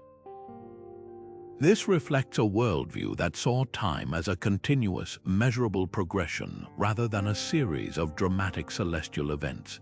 The system allowed for tracking not just the solstices and equinoxes, but all the intermediate points in between, providing a complete solar calendar that could guide activities throughout the entire year. What's particularly compelling about Chanquillo is how it represents a transitional technology in astronomical observation. Earlier societies might have used natural horizon features like mountain peaks or notches to track the sun's movement, but this required finding locations with just the right topography. By building an artificial horizon of towers, the Casma Sechin people could place their observatory exactly where they needed it, adjacent to their ceremonial center while still maintaining precise solar alignments. This innovation allowed them to bring the celestial calendar home, integrating it directly into their built environment rather than traveling to specific natural observation points. The preservation of Chanquillo's alignments over centuries speaks to the precision of its construction. The builders understood that even small errors in tower placement or observation point location could compound over time, reducing the calendar's accuracy. Their success in creating a system that still functions after 23 centuries testifies to their careful observation and engineering skills. The towers have endured earthquakes, erosion, and human disturbance, yet maintain their celestial relationships with remarkable fidelity. This durability was essential for a calendar that needed to remain reliable across generations, ensuring that each successive year could be properly measured and celebrated. The rediscovery of Chanquillo's true function has broader implications for how we understand the development of astronomy in the Americas. For years, scholars believed that sophisticated astronomical observation in Peru began with the Inca, but Chanquillo proves that precise solar calendars existed more than 2,000 years earlier. This suggests a long tradition of astronomical knowledge that was later adopted and refined by the Inca civilization. The towers represent a completely independent invention of architectural astronomy, different in design but equal in sophistication to anything created in Europe or Asia during the same period. Visiting Chanquillo today, especially during a solstice or equinox, provides a powerful connection to this ancient timekeeping tradition. Standing at the western observation point as the sun rises behind the appropriate tower, one can easily imagine ancient priests, farmers, and officials gathering to witness the confirmation of the solar calendar. The experience is less about dramatic light effects and more about the satisfying precision of celestial mechanics, the sun appearing exactly where predicted, marking another turning point in the eternal cycle of seasons. This straightforward, practical approach to astronomy reminds us that ancient timekeeping wasn't always about mystery and spectacle. Sometimes it was about creating reliable tools for organizing human life in harmony with the cosmos. Venturing deep into the Egyptian Sahara, where nothing but endless sand and scorching sun dominate the landscape today, we find evidence of a time when this now barren desert was a lush grassland teeming with life. Here, at a place called Nabta Playa, a group of Neolithic pastoralists created what may be the oldest astronomical observatory on Earth, a sophisticated stone calendar that tracked the heavens with astonishing precision. Dating back to approximately 5000 BC, making it older than Stonehenge by millennia and contemporary with the very dawn of civilization, this unassuming collection of stones represents a quantum leap in humanity's attempt to understand and measure time through celestial observation. What makes Nabta Playa particularly fascinating is its context. Unlike the grand temples and pyramids that would later define Egyptian civilization, this site was created by a nomadic pastoral society that followed the rains with their herds of cattle. During the Neolithic wet phase, this region contained a seasonal lake that would fill during summer monsoons, creating temporary grasslands that could support life. These early people didn't build permanent settlements, yet they felt compelled to create a permanent astronomical marker, a testament to how vital celestial knowledge was to their survival and cultural identity. The calendar circle wasn't just a scientific instrument, it was the anchor point for their entire seasonal migration pattern, telling them when to move to new pastures and when to return to familiar watering holes. The structure itself consists of a series of flat stone slabs arranged in a circle, with larger stones positioned strategically around it. At first glance, it might appear to be a simple ceremonial site or gathering place, but careful archaeological investigation has revealed precise astronomical alignments that could only have been intentional. The most significant alignment points toward the summer solstice sunrise, the longest day of the year, when the sun reaches its northernmost point on the horizon. For these pastoral people, the summer solstice would have been critically important as it coincided with the arrival of the monsoon rains that filled the playa and brought life to the desert. Knowing exactly when this would occur allowed them to time their migrations perfectly, ensuring they arrived just as the grasslands became capable of supporting their herds. But the astronomical sophistication doesn't stop with solar alignments. Researchers have identified sightlines within the circle that correspond to specific stars, particularly those in the constellation Orion and the star Sirius. The heliacal rising of Sirius, its first appearance in the dawn sky after a period of invisibility, was tremendously significant in later Egyptian astronomy, marking the annual flooding of the Nile. The fact that this knowledge may have originated thousands of years earlier with desert pastoralists suggests a much deeper and older astronomical tradition than previously suspected. These star alignments would have provided additional calendar markers throughout the year, creating a multi-layered timekeeping system that tracked both solar and stellar cycles. The construction methods reveal remarkable sophistication for such an early society. The stones weren't just randomly placed but were carefully selected and positioned to create specific sightlines. Some of the larger stones weigh several tons and would have required coordinated effort to move and position accurately.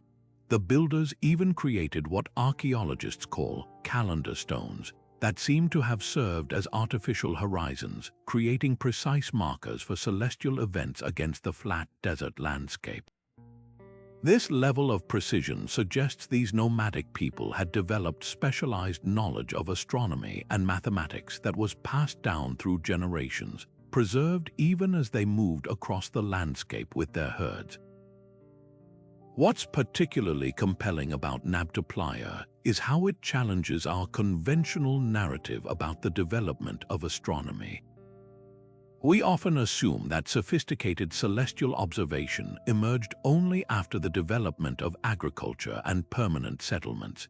Yet here we have evidence of complex astronomical knowledge among nomadic pastoralists thousands of years before the pyramids were built. This suggests that the human impulse to measure time through celestial observation may be even more fundamental to our species than previously thought, not a product of complex civilization, but one of its precursors. These desert astronomers were developing the knowledge that would later flourish in the Nile Valley and eventually give rise to Egyptian civilization's remarkable astronomical achievements. The portal-like interpretation of Nabta emerges from its mysterious appearance on the empty desert landscape. The circle of stones seems to emerge from nowhere, a human-made pattern imposed upon the vast emptiness of the Sahara. During celestial events, when the rising sun or stars aligned with the stones, the effect would have been dramatic, the heavens seemingly connecting directly with this earthly marker in the wilderness. For a culture that saw the divine in celestial movements, this would have appeared as a literal gateway between the earthly and heavenly realms, a place where the cycles of time were made visible and predictable.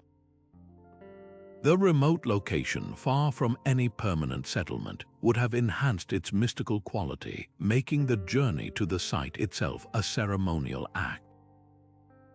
Modern archaeological investigation at Nabta Playa has revealed even more complexity than initially apparent.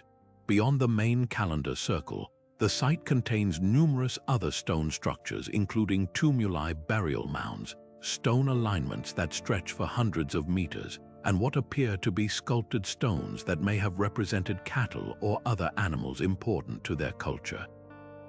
This suggests that Nabta Playa was more than just an observatory. It was likely a ceremonial center where multiple groups would gather during favorable seasons to conduct rituals, exchange information, and reaffirm social bonds.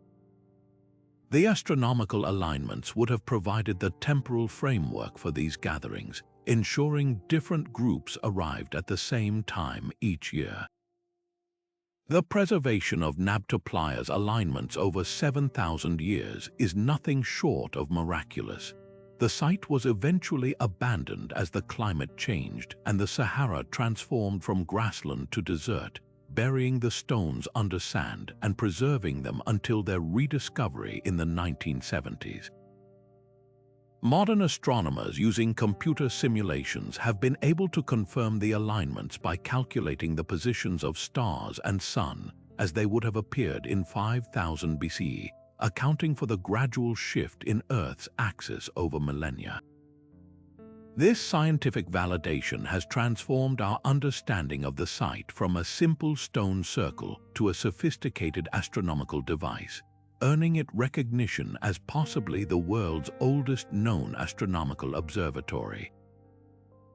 The legacy of Nabta Playa extends far beyond its physical remains. The astronomical knowledge developed here may represent the foundation upon which later Egyptian civilization built their elaborate calendar systems and celestial mythology.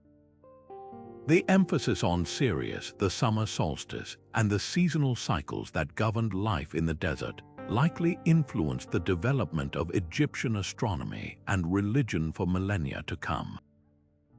In this sense, the unassuming stones of Nabta Playa represent not just an early timekeeping device, but the very beginnings of humanity's organized attempt to understand the cosmos, a project that would eventually lead to modern astronomy and our current understanding of the universe. While the desert astronomers of Nabta Playa were tracking stars beneath the vast Saharan skies, another Neolithic culture 700 miles to the north was engineering a very different kind of celestial timekeeper into the European landscape. In what is now Germany, around 4900 BC, making it contemporary with Nabta Playa, a community began constructing what we now call the Gosek Circle, one of the most sophisticated and enigmatic solar observatories from prehistoric Europe. Unlike the isolated stone circle in the desert, Gosek represents a different approach to architectural astronomy, using earthworks and wooden palisades to create a precise solar calendar that tracked the year's most critical turning points with remarkable accuracy. The structure consisted of concentric circular ditches approximately 200 feet in diameter, with 2 rings of wooden palisades inside the outermost ditch. What makes Gosek extraordinary are its precisely aligned gateways that correspond to the rising and setting sun during the winter and summer solstices. The southern gates frame the sunrise and sunset during the winter solstice, the shortest day of the year when the sun reaches its lowest point in the sky. This alignment isn't approximate. Modern recreations have demonstrated that the gates narrow the field of view to create a stunning visual effect where the sun appears to be precisely framed within the entranceway during these celestial events. For agricultural societies dependent on knowing exactly when the seasons would turn, this precision provided critical information for planning planting, harvesting, and preparing for winter survival. The construction of Gosek reveals sophisticated understanding of geometry and astronomy among these early European farmers. The builders created the circle with astonishing precision. Measurements show it's nearly perfectly round, with the gate alignments accurate to within less than 1 degree of the solstice sunrises and sunsets. This level of accuracy suggests these Neolithic people had been observing solar movements for generations, developing methods to transfer that knowledge into permanent architectural forms. They likely used simple but effective tools like sighting poles and chord measurements to lay out the complex geometry, demonstrating that advanced astronomical knowledge doesn't necessarily require complex technology, but can emerge from careful observation and practical engineering. Archaeological excavations at Gosek have revealed evidence of ceremonial activities that transformed this astronomical instrument into a spiritual portal during solstice events. Researchers discovered animal and human bones arranged in specific patterns, along with pottery fragments that suggest ritual feasting took place within the circle. The arrangement of the gates creates a natural processional pathway that would have guided participants toward the southern entrance during solstice ceremonies. As the sun rose or set precisely within the framed gateway, the effect would have been truly transformative, the celestial body seemingly entering or exiting the human-made structure in a dramatic display that blurred the boundary between the natural and constructed worlds. What's particularly fascinating about Gosek is how it represents a transitional technology between earlier simple Woodhenges and later more complex stone circles. The wooden palisades would have created a stark contrast against the landscape, their vertical posts forming an artificial horizon that made the sun's movement visibly apparent. Unlike stone constructions that endure for millennia, wood decays relatively quickly, suggesting the builders understood they were creating a structure with a limited lifespan that would require maintenance or rebuilding. This impermanence might have been intentional, reflecting a worldview that saw time as cyclical rather than linear, with structures needing renewal just as the solar year itself required annual renewal through solstice ceremonies. The rediscovery of Gosek Circle in 1991 through aerial photography revolutionized our understanding of Neolithic Europe's astronomical capabilities. Initially appearing as crop marks in a wheat field, the circular pattern prompted excavations that revealed this sophisticated observatory. The site's importance was confirmed when researchers realized its solstice alignments matched those of the much later and more famous Stonehenge, proving that sophisticated astronomical knowledge existed in Europe thousands of years earlier than previously believed. This discovery forced archaeologists to reconsider the cognitive abilities of Neolithic peoples, who clearly possessed mathematical and astronomical understanding comparable to many later civilizations. The cultural context of Gosek helps explain why such precise timekeeping was so vital to these early agricultural societies. The winter solstice represented the year's turning point, the moment when days stopped shortening and began gradually lengthening again. In a world without artificial light or central heating, the depth of winter posed genuine survival challenges. Knowing precisely when the sun would begin its return provided not just practical agricultural information but psychological comfort and spiritual hope. The ceremonies conducted at Gosek likely involved prayers or offerings to ensure the sun's continued return, blending practical timekeeping with spiritual practice in a way that characterized many ancient calendar systems. Modern reconstructions at the original site allow visitors to experience the solstice alignments much as Neolithic observers would have. Standing within the reconstructed wooden circle during the winter solstice sunrise, one witnesses the sun appearing precisely in the southern gateway, its light streaming through the narrow opening to illuminate the central area. The effect is both scientifically precise and spiritually moving, demonstrating how these ancient people transformed abstract astronomical knowledge into tangible experiences that connected their community to the cosmic order. The reconstruction used oak posts from the surrounding region, following the original post hole patterns discovered during excavation, creating an authentic sense of how the original structure would have functioned. Gosek Circle's significance extends beyond its solstice alignments. The arrangement of the gates and internal features suggests it may have also tracked lunar cycles or other celestial events, though evidence for this remains debated among researchers. Some archaeologists believe the circle's geometry encodes mathematical relationships important in Neolithic cosmology, possibly related to counting systems or symbolic representations of the world. The presence of what appears to be a processional way leading into the circle suggests it was part of a larger ceremonial landscape, possibly connected to burial sites or other ritual structures in the surrounding area. What makes Gosek particularly compelling is how it demonstrates the universal human impulse to mark and measure time through celestial observation. Despite being separated by thousands of miles and completely different cultural contexts, the builders of Gosek Circle in Germany and Nabta Playa in Egypt arrived at similar solutions to the same fundamental problem: how to track the solar year with precision using permanent architectural markers.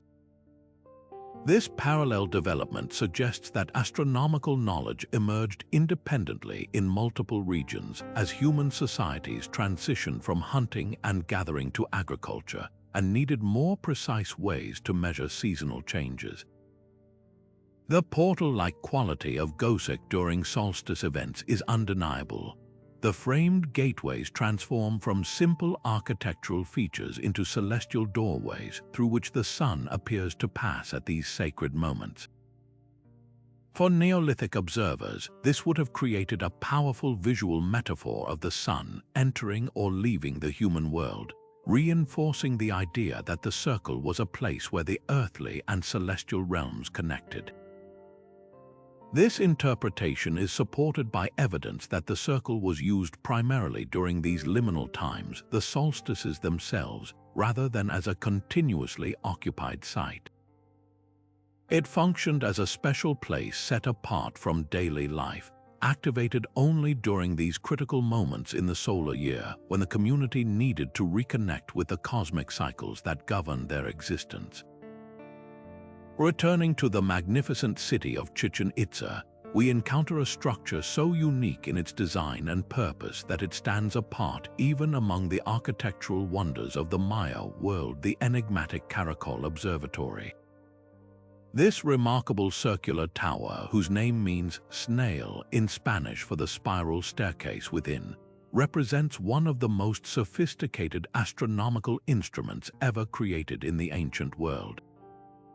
While El Castillo tracked solar movements with dramatic visual effects, the Caracol served a more precise and technically complex function, monitoring the intricate cycles of Venus with breathtaking accuracy, while simultaneously tracking solar events to create a comprehensive celestial calendar that guided every aspect of Maya life. The architectural design of the Caracol immediately signals its special purpose. In a city dominated by rectangular temples and pyramids, This circular three-tiered tower looks strikingly modern, almost like an ancient version of a contemporary observatory. Its unusual shape wasn't merely aesthetic. The circular form allowed for multiple observation points and sightlines in all directions, essential for tracking various celestial bodies as they moved across the sky. The building's elevated position on a large platform further enhanced its function, providing unobstructed views of the horizon in every direction. This combination of unique form and strategic placement reveals the Maya's sophisticated understanding that architecture could be engineered specifically for astronomical observation rather than simply adapted from existing temple designs. The true genius of the Caracol lies in its carefully engineered windows and sighting tubes, which functioned with laser-like precision. Narrow slit-like windows were positioned at specific angles to frame Venus at its extreme positions on the horizon, its northernmost and southernmost rising and setting points throughout its 584-day cycle. These weren't rough approximations but precisely calculated alignments that would have required generations of meticulous observation to perfect. Modern astronomical analysis has confirmed that these sightlines match Venus's movements with astonishing accuracy, allowing Maya priests to predict its appearances and disappearances with reliability that would impress modern astronomers.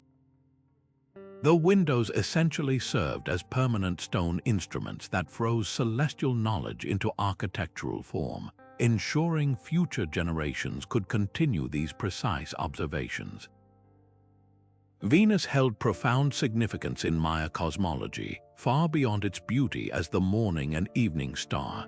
The Maya saw Venus as the embodiment of their god Kukulkan, known as Quetzalcoatl to the Aztecs, associating its movements with warfare, agriculture, and the very cycle of life and death. The planet's disappearance and reappearance were believed to signal times of both danger and opportunity. When Venus appeared as the morning star, it was seen as a harbinger of conflict, and Maya rulers often timed military campaigns to coincide with this phase. Its transformation into the evening star signaled a time for planting and agricultural activities. This celestial timing wasn't superstitious guesswork but based on precise observation. The Maya could predict Venus's cycles so accurately that their calculations were within mere hours of modern astronomical measurements. The Caracol's astronomical function extended beyond Venus to incorporate solar alignments that tracked the changing seasons. Specific windows and architectural features align with the sunrise and sunset during solstices and equinoxes, creating a dual-purpose observatory that monitored both planetary and solar cycles.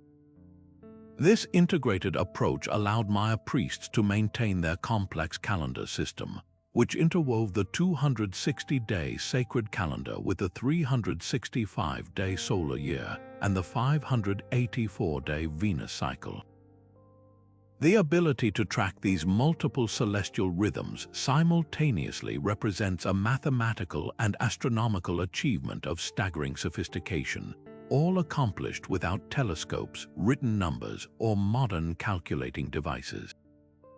The building's interior design further enhanced its function as an astronomical instrument.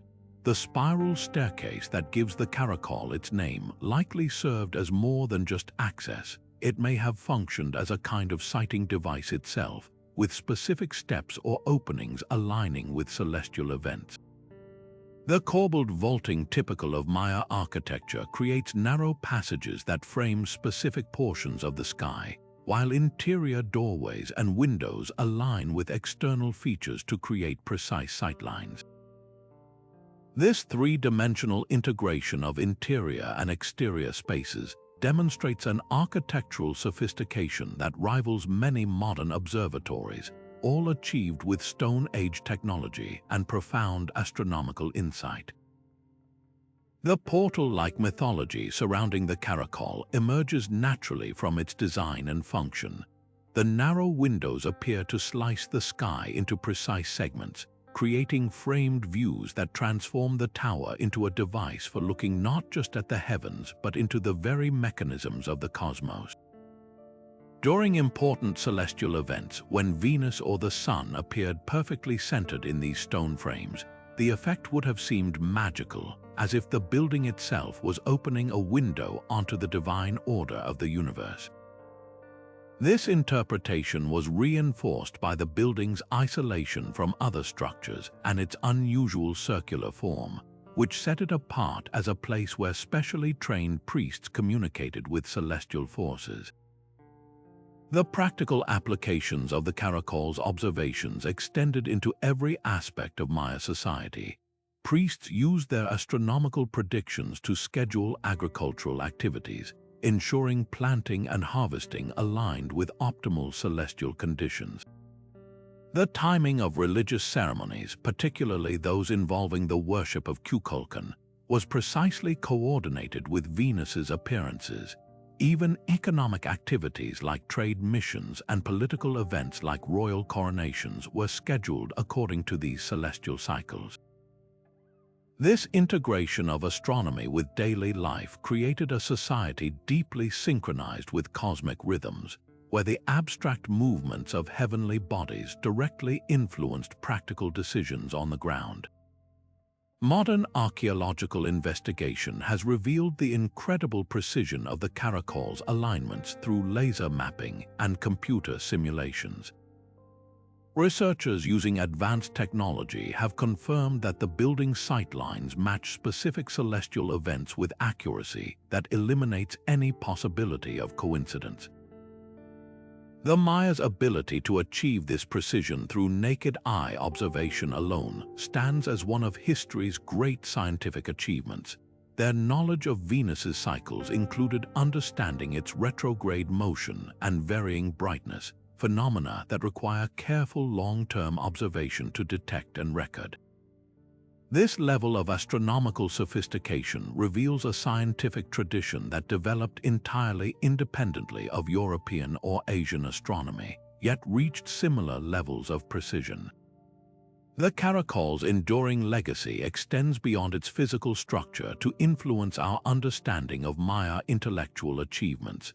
The building stands as permanent proof that the Maya developed a truly scientific approach to astronomy, based on observation, prediction, and verification rather than mere superstition.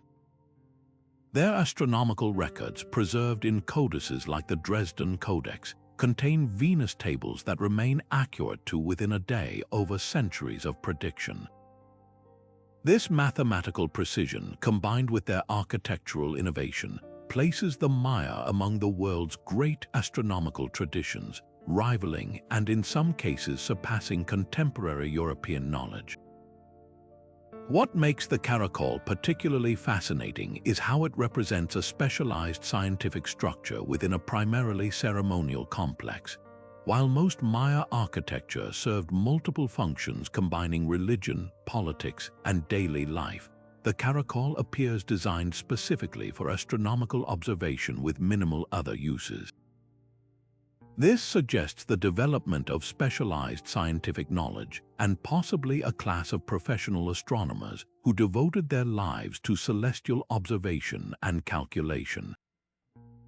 These priest astronomers would have needed advanced mathematical training to calculate complex celestial cycles and translate their observations into practical calendar systems that guided the entire society. The experience of standing within the Caracol during a Venus alignment provides a powerful connection to Maya scientific achievement.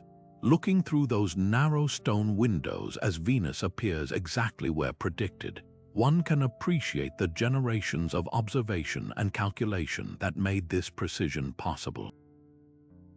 The building transforms from a mysterious ancient ruin into a sophisticated scientific instrument, its stone frames functioning like the calibrated scales of a delicate measuring device. This tangible connection to ancient astronomy reminds us that scientific curiosity and the drive to understand the cosmos are fundamental human traits that have expressed themselves in diverse cultures across millennia. The Caracol Observatory stands not as a mystical portal to another world, but as a gateway to understanding the brilliant scientific mind of the ancient Maya. While the Caracol Observatory represents the Maya's fascination with planetary movements, ancient Egypt developed its own spectacular tradition of architectural astronomy on a truly monumental scale. The Temple of Karnak, the largest religious complex ever constructed, stretches across nearly 200 acres along the Nile's east bank, a breathtaking testament to pharaonic ambition and celestial precision. Within this vast collection of temples, pylons, and obelisks, the main axis of the precinct of Amun reveals one of Egypt's most sophisticated solar alignments, engineered to transform the winter solstice sunset into a dramatic reaffirmation of divine order and pharaonic power. This alignment wasn't simply a matter of orienting the temple toward the general direction of the sunset. Egyptian priests and architects achieved something far more precise. They designed the entire processional pathway so that on the year's shortest day, the setting sun would send its final rays precisely down the central axis, through multiple halls and courtyards, to illuminate the sacred sanctuary where the statue of Amun-Ra resided. Imagine the visual spectacle. As darkness approached on this critical day, a beam of sunlight would penetrate deeper and deeper into the temple's interior, passing between massive columns and through progressively more sacred spaces, until it finally reached the Holy of Holies where the god's image was housed. This carefully choreographed light show represented the sun god personally visiting his earthly dwelling, rejuvenating both the deity and the cosmic order that sustained Egypt itself. The theological significance of this alignment reveals the sophisticated Egyptian understanding of time and divinity. The winter solstice marked the sun's rebirth, the moment when its daily journey across the sky began to lengthen again after reaching its shortest duration. By aligning the temple to capture this specific sunset, the priests created a physical manifestation of their belief in cyclical renewal and eternal return.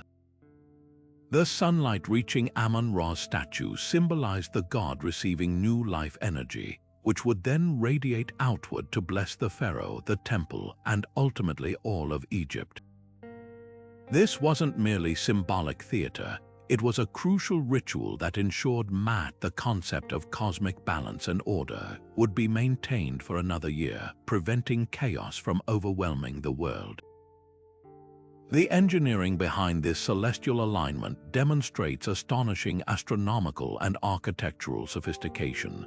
To achieve this effect, the builders needed to calculate the exact angle of the winter solstice sunset at Thebes' specific latitude, then construct the temple's axis with precise alignment over a distance spanning hundreds of meters.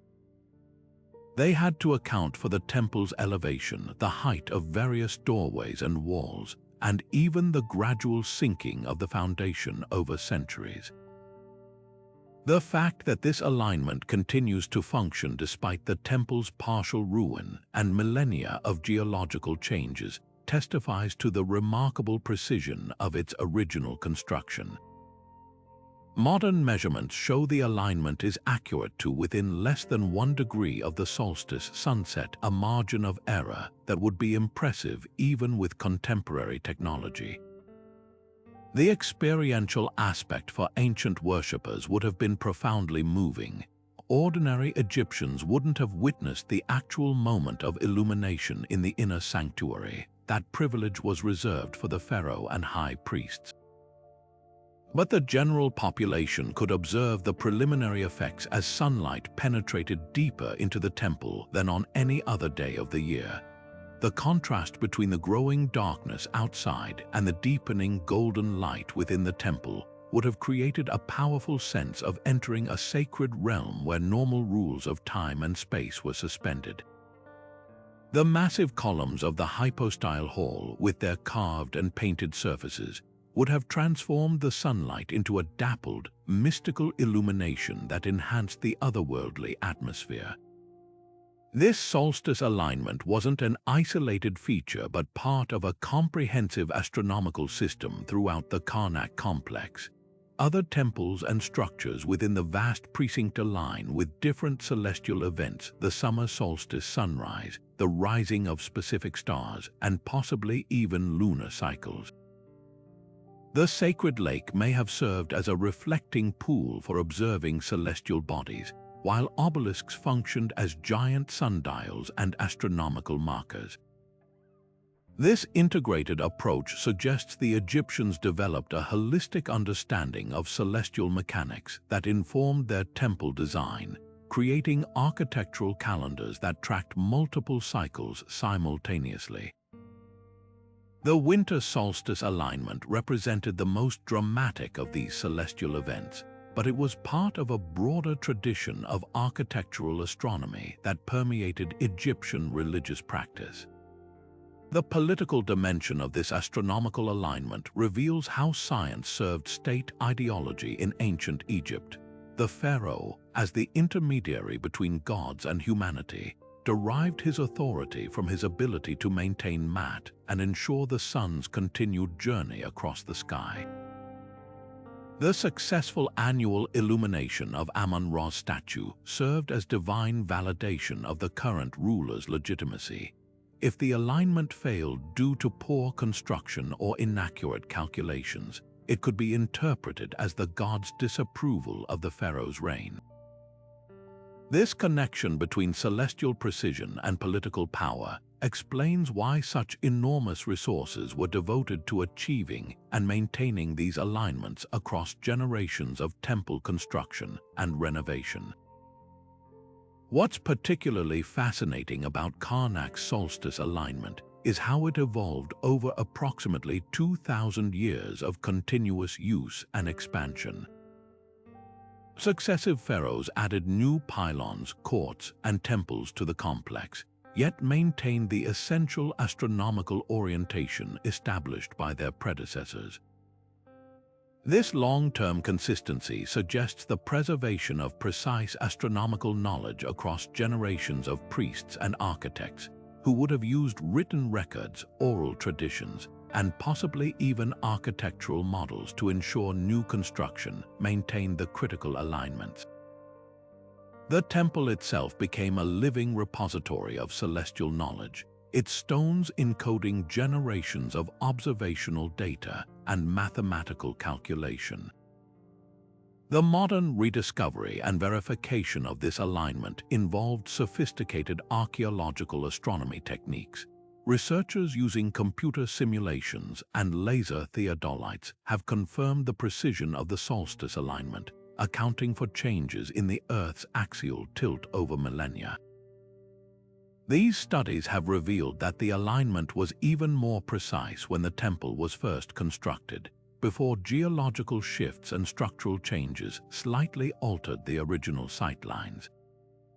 This scientific validation has transformed our understanding of Egyptian temple design, revealing that what appear to be purely religious structures were actually sophisticated scientific instruments that blended astronomy, architecture, and theology into a unified whole.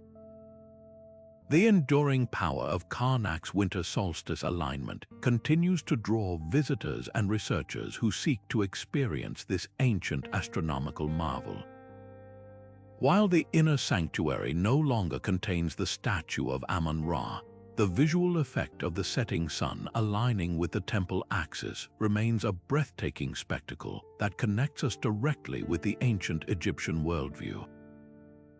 Witnessing this event today, one can appreciate how the Egyptians transformed their understanding of celestial mechanics into tangible architectural experiences that reinforced their spiritual beliefs and political structures. The Temple of Karnak stands not merely as a ruin from a lost civilization, but as a permanent testament to humanity's eternal fascination with measuring time through the majestic movements of the heavens. Deep within the arid expanse of New Mexico's Choco Canyon, partially submerged in the earth itself, lies one of North America's most sophisticated and mysterious ancient timekeeping devises the great kiva known as Casa Rinconada. Unlike the towering pyramids and stone circles we've explored, this structure operates on an entirely different principle, using its underground orientation to create a celestial observatory that feels both intimate and profound. With a diameter of nearly 64 feet, it stands as the largest great kiva in the canyon, but its true significance lies not in its size but in its precise engineering, a carefully calibrated window that transforms the summer solstice sunrise into a dramatic interior spectacle that marked the turning point of the year for the ancestral Pueblo people. The architectural precision of Casa Rinconada reveals an astonishing understanding of solar mechanics. A single strategically placed window in the kiva's wall aligns perfectly with the summer solstice sunrise, allowing a narrow beam of sunlight to penetrate the darkness of the interior at exactly the right moment. This beam doesn't simply flood the space with light, it specifically illuminates a niche carved into the opposite wall, creating a spot of light that moves in a predictable pattern as the sun continues its ascent. The accuracy of this alignment required generations of careful observation and calculation, as the builders needed to account for the specific latitude of Choco Canyon, the angle of the horizon, and even atmospheric refraction effects that slightly alter the apparent position of the sunrise. This wasn't guesswork, it was sophisticated solar science encoded in stone and earth. The experiential quality of witnessing this event would have been profoundly different from observing celestial alignments in above-ground structures. Descending into the kiva through the roof entrance via ladder, participants would leave the bright desert landscape behind and enter a dark, circular space that felt separate from the ordinary world above. The temperature would drop noticeably, the sounds of the outside world would become muffled, and the air would feel still and sacred. As the solstice sun rose, that first beam of light entering through the window would create a dramatic contrast against the darkness, seemingly slicing through the air to connect the celestial realm with this underground ceremonial space. For people who spent most of their time in the bright desert sun, this controlled manipulation of light and shadow in a sacred space would have felt truly magical, reinforcing the kiva's reputation as a portal between worlds. What makes Casa Rinconada particularly fascinating is how it functioned within a larger astronomical complex throughout Choco Canyon. Recent research using laser mapping and computer simulations has revealed that this great kiva wasn't an isolated timekeeping device but part of an integrated network of celestial alignments connecting multiple structures across the canyon. The nearby Pueblo Bonito, one of the largest great houses, contains wall alignments that correspond to lunar standstills, while other structures track equinoxes and other solar events. Some researchers have proposed that certain features align with the cycles of Venus or specific stars important in Pueblo cosmology. This suggests the ancestral Pueblo people developed a comprehensive astronomical system where different structures served as specialized components in a larger celestial calendar, with Casa Rinconada's summer solstice alignment serving as one critical marker in this sophisticated timekeeping network. The practical importance of this solstice alignment extended far beyond ceremonial significance. For an agricultural society living in an arid environment with a short growing season, knowing the exact timing of the summer solstice was crucial for survival. This celestial event marked the point when the sun reached its highest and strongest position in the sky, signaling the approach of the monsoon rains that would determine whether their crops would thrive or fail. The solstice alignment provided an unmistakable natural signal that told farmers exactly when to expect these seasonal changes, allowing them to time their planting, irrigation, and harvesting activities with precision. In a landscape where a few weeks' difference in rainfall patterns could mean the difference between abundance and starvation, this astronomical knowledge was literally a matter of life and death. The kiva's design also reveals sophisticated understanding of acoustics and sensory experience that enhanced its ceremonial function. The circular shape creates unusual sound properties, with whispers uttered at one point being clearly audible at specific opposite locations. During solstice ceremonies, as the sunlight beam moved across the interior, priests could use these acoustic properties to coordinate rituals or create dramatic effects where voices seemed to emerge from the light itself. The combination of precise solar alignment, controlled acoustics, and the powerful sensory contrast between dark interior and piercing sunlight would have created multisensory experiences that reinforced the spiritual significance of the astronomical event, transforming abstract celestial mechanics into tangible spiritual encounters. Modern archaeological investigation has revealed that the construction of Casa Rinconada required remarkable engineering skill. The kiva wasn't simply dug into the ground but was carefully constructed with stone walls, a bench lining the interior, and 4 massive masonry pillars that supported the roof structure. The alignment window had to be positioned with absolute precision during construction, as even a small error in placement or angle would have caused the solstice sunlight to miss the target niche entirely. The builders likely used wooden scaffolding and simple measuring devices to achieve this accuracy, demonstrating that sophisticated astronomical architecture doesn't necessarily require complex technology, but can be accomplished with careful observation, practical geometry, and generations of accumulated knowledge.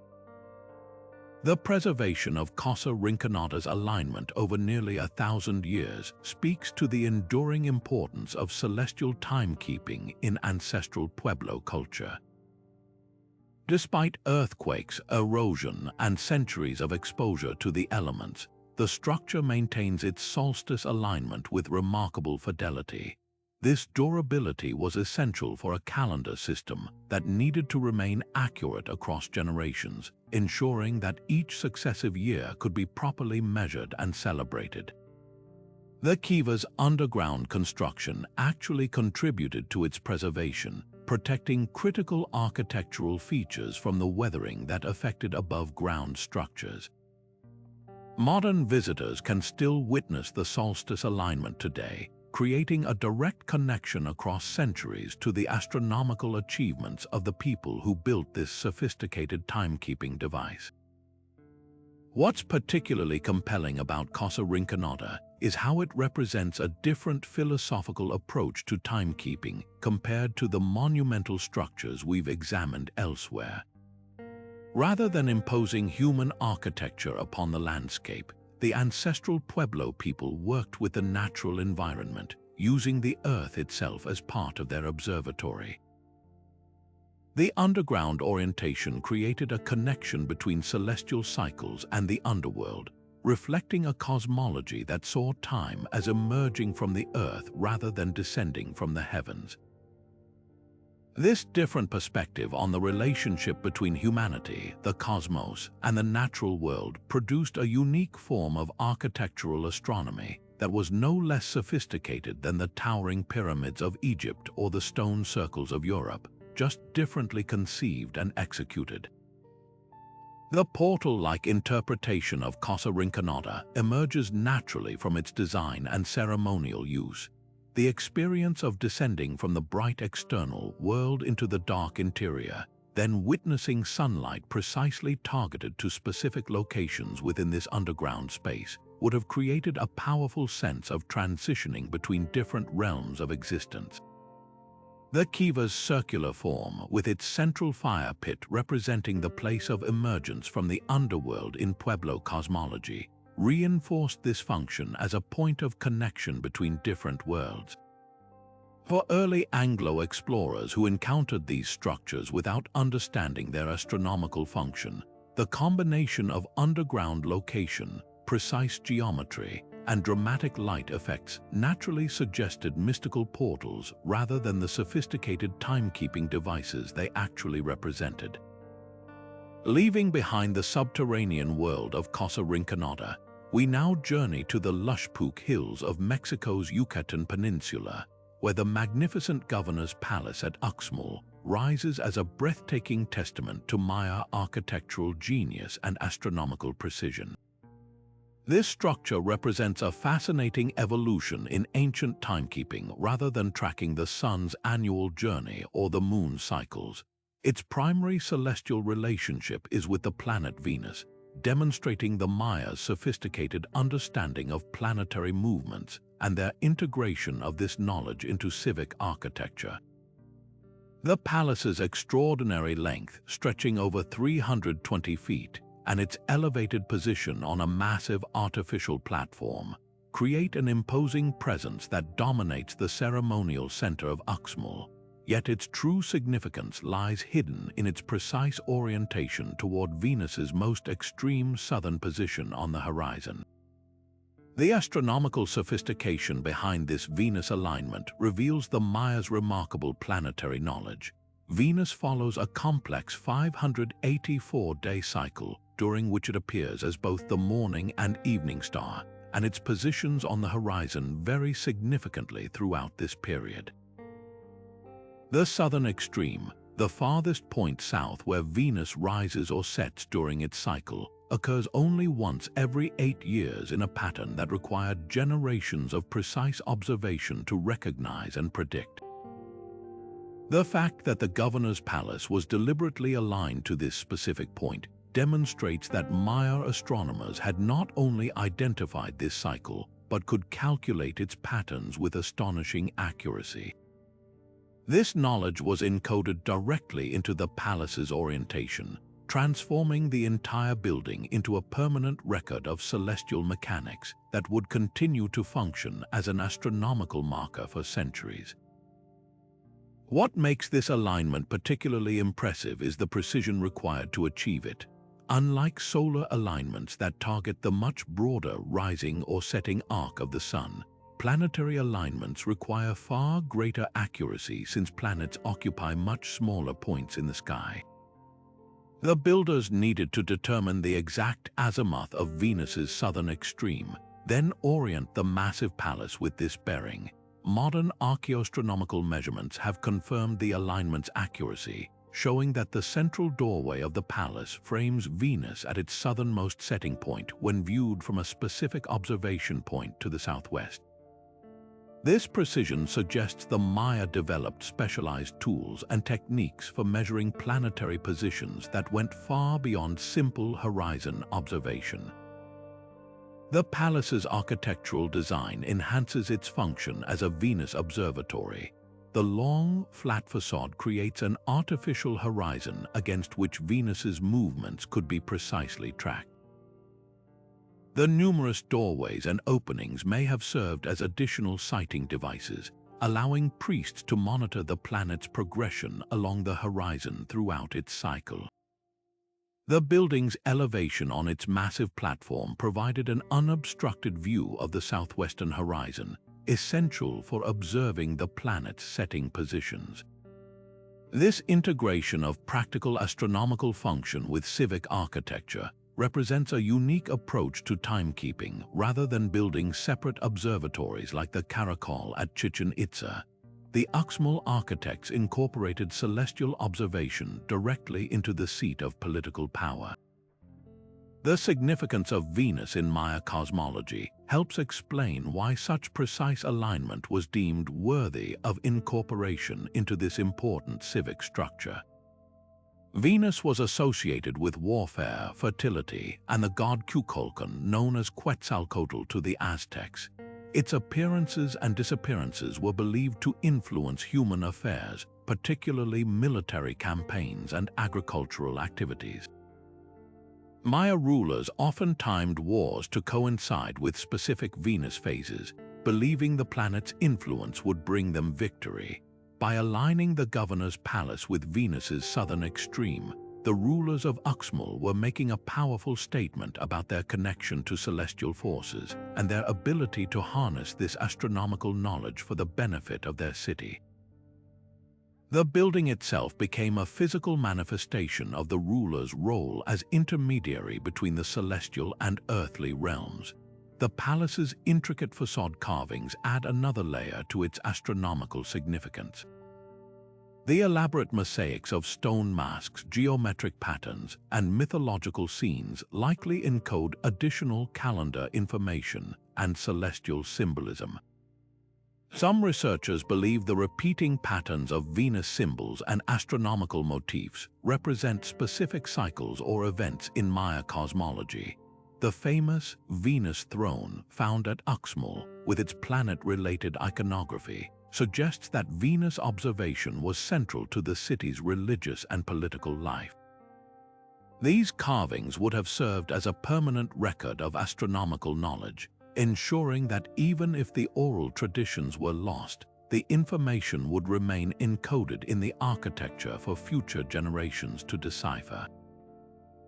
The dual-purpose nature of the governor's palace as both astronomical observatory and administrative center reveals how completely the Maya integrated celestial knowledge into all aspects of their society. This wasn't a separate temple used only by priests for esoteric observations. It was the working headquarters of Uxmal's government, where daily administrative functions occurred alongside celestial monitoring. This integration suggests that astronomical knowledge wasn't restricted to a priestly class, but was understood and valued by the ruling elite, who used it to guide political decisions, agricultural planning, and ceremonial life. The building itself functioned as a kind of cosmic clock that helped synchronize human activities with the rhythms of the heavens. The portal-like mythology surrounding the governor's palace emerges from its dramatic architectural presence and precise celestial alignments. The building's immense scale, its elevated position, and its precise orientation toward Venus would have created powerful visual effects during significant planetary events. When Venus appeared at its southern extreme, perfectly aligned with the palace's central axis, it would have seemed as if the building was opening a doorway to the celestial realm. This effect would have been particularly dramatic during the rare occasions when Venus underwent its retrograde motion or disappeared from view entirely, only to reappear exactly where the palace's alignment predicted. For the Maya, who saw the cosmos as a carefully ordered system where celestial events directly influenced earthly affairs, this precision would have confirmed their cosmological beliefs and the divine mandate of their rulers. Modern archaeological investigation at Uxmal has revealed the complexity of the site's astronomical alignments. The governor's palace doesn't exist in isolation but forms part of a larger astronomical complex that includes the Pyramid of the Magician, the Nunnery Quadrangle, and other structures with their own celestial orientations. Some researchers have identified alignments involving the Sun, Moon, and other planets throughout the city, suggesting that Uxmal was designed as a comprehensive astronomical observatory where different buildings tracked different celestial bodies and events. The Venus alignment of the governor's palace would have been the centerpiece of this system, given the planet's importance in Maya cosmology and its connection to political power. The preservation of these alignments over 1,000 years speaks to the precision of Maya engineering and their understanding of materials. The palace was constructed using the distinctive Puch style of architecture, with finely cut veneer stones covering a rubble core, creating structures that have withstood earthquakes, tropical storms, and centuries of exposure. The builders' knowledge of structural engineering allowed them to create the palace's remarkable length without compromising its stability, while their understanding of celestial mechanics ensured the alignments would remain accurate for generations. This combination of architectural durability and astronomical precision created a timekeeping device that continues to function long after the civilization that built it has vanished. What makes the governor's palace particularly compelling is how it represents a different kind of timekeeping from the agricultural calendars we've seen elsewhere. While solar alignments primarily served practical agricultural functions, Venus tracking served more complex cultural purposes involving warfare, ceremony, and political legitimization. This reflects the sophistication of Maya society, which had moved beyond basic subsistence needs to develop elaborate cultural systems that required more complex timekeeping methods. The Venus alignment allowed Maya rulers to demonstrate their connection to cosmic forces, schedule important ceremonies, and make strategic decisions based on celestial patterns. This integration of astronomy with politics and warfare represents a unique application of timekeeping knowledge that we don't see to the same extent in other ancient cultures. The experience of visiting Uxmal during a Venus alignment event provides a powerful connection to Maya scientific achievement. Standing at the designated observation point as Venus sets precisely aligned with the palace's central doorway, one can appreciate the generations of observation and calculation that made this precision possible. The visual effect is both scientifically precise and spiritually evocative, demonstrating how the Maya transformed abstract astronomical knowledge into tangible architectural experiences that reinforced their worldview. The governor's palace stands not as a mysterious ruin, but as a sophisticated scientific instrument that reveals the Mayas' profound understanding of celestial mechanics and their ability to encode this knowledge into their most important civic architecture.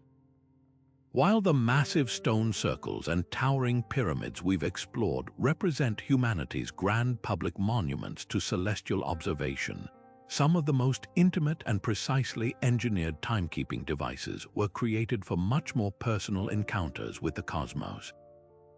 Deep within the rolling green landscape of Ireland's Boyne Valley, just a short distance from the famous Newgrange monument, lies its less celebrated but equally sophisticated sibling, the Noath Passage tomb. This magnificent Neolithic structure, dating back over 5,000 years, presents a fascinating variation on the solar alignment theme, featuring not one but two precisely oriented passages that capture both the equinox sunrise and sunset with breathtaking symmetry, creating a balanced celestial observance that stands unique among European prehistoric sites. The architectural design of Noath reveals a remarkable sophistication in Neolithic engineering and astronomical understanding. Unlike Newgrange's single solstice-aligned passage, Noath features two separate corridors oriented east-west, with the eastern passage perfectly aligned to capture the rising sun during the spring and autumn equinoxes, while the western passage frames the setting sun on those same days of celestial balance. This dual alignment required even more precise calculation and construction than a single orientation, as the builders needed to ensure both passages would function simultaneously during the brief window of the equinox. The eastern passage stretches approximately 130 feet into the massive mound, ending in a cross-shaped chamber similar to Newgrange, while the western passage is slightly shorter but equally precisely engineered. The fact that both alignments remain accurate after 5 millennia testifies to the extraordinary skill of these ancient astronomers and architects. What makes Noath particularly fascinating is how it represents a different philosophical approach to timekeeping compared to its more famous neighbor. While Newgrange focuses on the dramatic turning point of the winter solstice, the extreme of the solar year, Noath celebrates the balance of the equinoxes when day and night exist in perfect equilibrium. This suggests the Neolithic builders recognized and honored multiple significant points in the solar cycle, creating different structures for different celestial events. The equinox alignment would have been particularly important for an agricultural society, as these dates marked critical transitions in the growing season, the spring equinox signaling the time for planting, and the autumn equinox indicating the approach of harvest. The symmetrical design of Noath, with its balanced eastern and western passages, physically embodies this concept of celestial equilibrium in stone and earth. The experience of witnessing the equinox alignment at Noth would have been profoundly different from the solstice event at Newgrange. Rather than a single dramatic beam of light penetrating deep darkness, the equinox sunrise would have created a more gradual illumination of the eastern passage, with light spreading evenly throughout the chamber during the brief period when day and night are perfectly balanced. The simultaneous sunset alignment in the western passage would have created a complementary experience, with the fading light of day marking the transition into darkness with equal precision. This balanced observance reflects a worldview that valued harmony and equilibrium, seeing the equinoxes not as dramatic turning points but as moments of perfect celestial balance that needed to be acknowledged and celebrated. The exterior of Noth reveals another layer of astronomical sophistication that sets it apart from other passage tombs. The massive curbstones surrounding the mound feature some of the most intricate and complex megalithic art in Europe, with spirals, lozenges, circles, and serpentiform patterns covering their surfaces. While the exact meaning of these symbols remains mysterious, many researchers believe they represent astronomical knowledge, possibly tracking lunar cycles or other celestial phenomena. Some stones appear to contain calendar systems or eclipse prediction patterns, suggesting the Neolithic builders were recording and encoding complex astronomical information that went far beyond simple solar observation.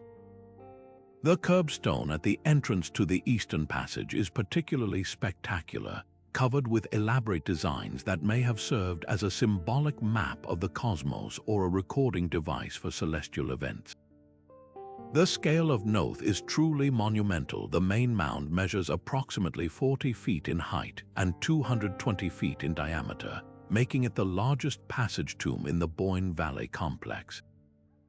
Surrounding this central mound are 17 smaller satellite tombs, creating a ceremonial landscape that likely served as a vast astronomical observatory and burial complex. The arrangement of these smaller mounds may itself contain additional alignments with celestial events, creating a comprehensive astronomical landscape where different structures marked different significant dates throughout the year. This suggests that the Neolithic people of the Boyne Valley developed a sophisticated calendar system that integrated multiple celestial cycles, with different tombs serving as specialized markers for specific astronomical events. Recent archaeological investigations have revealed that Noth was used for celestial observation and ceremony for over 1,000 years, with successive generations adding to and modifying the complex. This long-term use suggests the astronomical knowledge encoded in the site was preserved and transmitted across centuries, becoming increasingly refined with each generation. The continuity of use also indicates that celestial observation was not just a practical necessity for agriculture, but a central aspect of spiritual and cultural life that maintained its importance across generations. The preservation of precise alignments through multiple phases of construction and modification demonstrates the enduring significance of this astronomical knowledge to the community that built and used Noth. The portal-like interpretation of Noth emerges naturally from its design and function. The two passages create literal doorways that frame the rising and setting sun during the equinoxes, transforming the tomb into a gateway through which the sun passes at these sacred moments. The experience of standing within the chamber as sunlight gradually fills the space would have created a powerful sense of connection between the earthly and celestial realms, enhanced by the knowledge that ancestors were buried within the same structure. This blending of burial practices with astronomical observation suggests the Neolithic people saw death not as an ending but as a transformation, with the passage tombs serving as points of transition between different states of existence, much like the equinox itself represents a transition between seasons. What makes Noth particularly compelling is how it demonstrates the development of astronomical knowledge within Neolithic society. The presence of both solar and possible lunar alignments suggests these early astronomers were tracking multiple celestial cycles and developing increasingly sophisticated methods for recording and predicting astronomical events. The intricate carvings may represent attempts to create permanent records of observations that could be passed down through generations, essentially creating stone textbooks of celestial knowledge. This evolution from simple observation to complex recording and prediction represents a crucial step in the development of scientific thinking, showing that the impulse to understand and measure the cosmos is deeply rooted in human culture. The modern experience of visiting Noth during the equinox provides a powerful connection to this ancient astronomical tradition. While visitors cannot enter the passages during the alignment events due to preservation concerns, laser scans and computer simulations have allowed researchers to recreate the precise light effects that would have occurred 5,000 years ago. These digital recreations reveal the astonishing precision of the alignments, with sunlight entering the passages and illuminating specific stones and carvings at exactly the predicted moments. This scientific validation has transformed our understanding of Noth from a simple burial mound to a sophisticated astronomical observatory that tracked the cycles of time with remarkable accuracy. The preservation of Noth's alignments over millennia stands as testament to the enduring human fascination with measuring time through celestial observation. The fact that these 5,000-year-old stone structures continue to function as intended reminds us that our ancestors were not primitive people guessing at celestial patterns but sophisticated astronomers who encoded their knowledge in permanent architectural forms.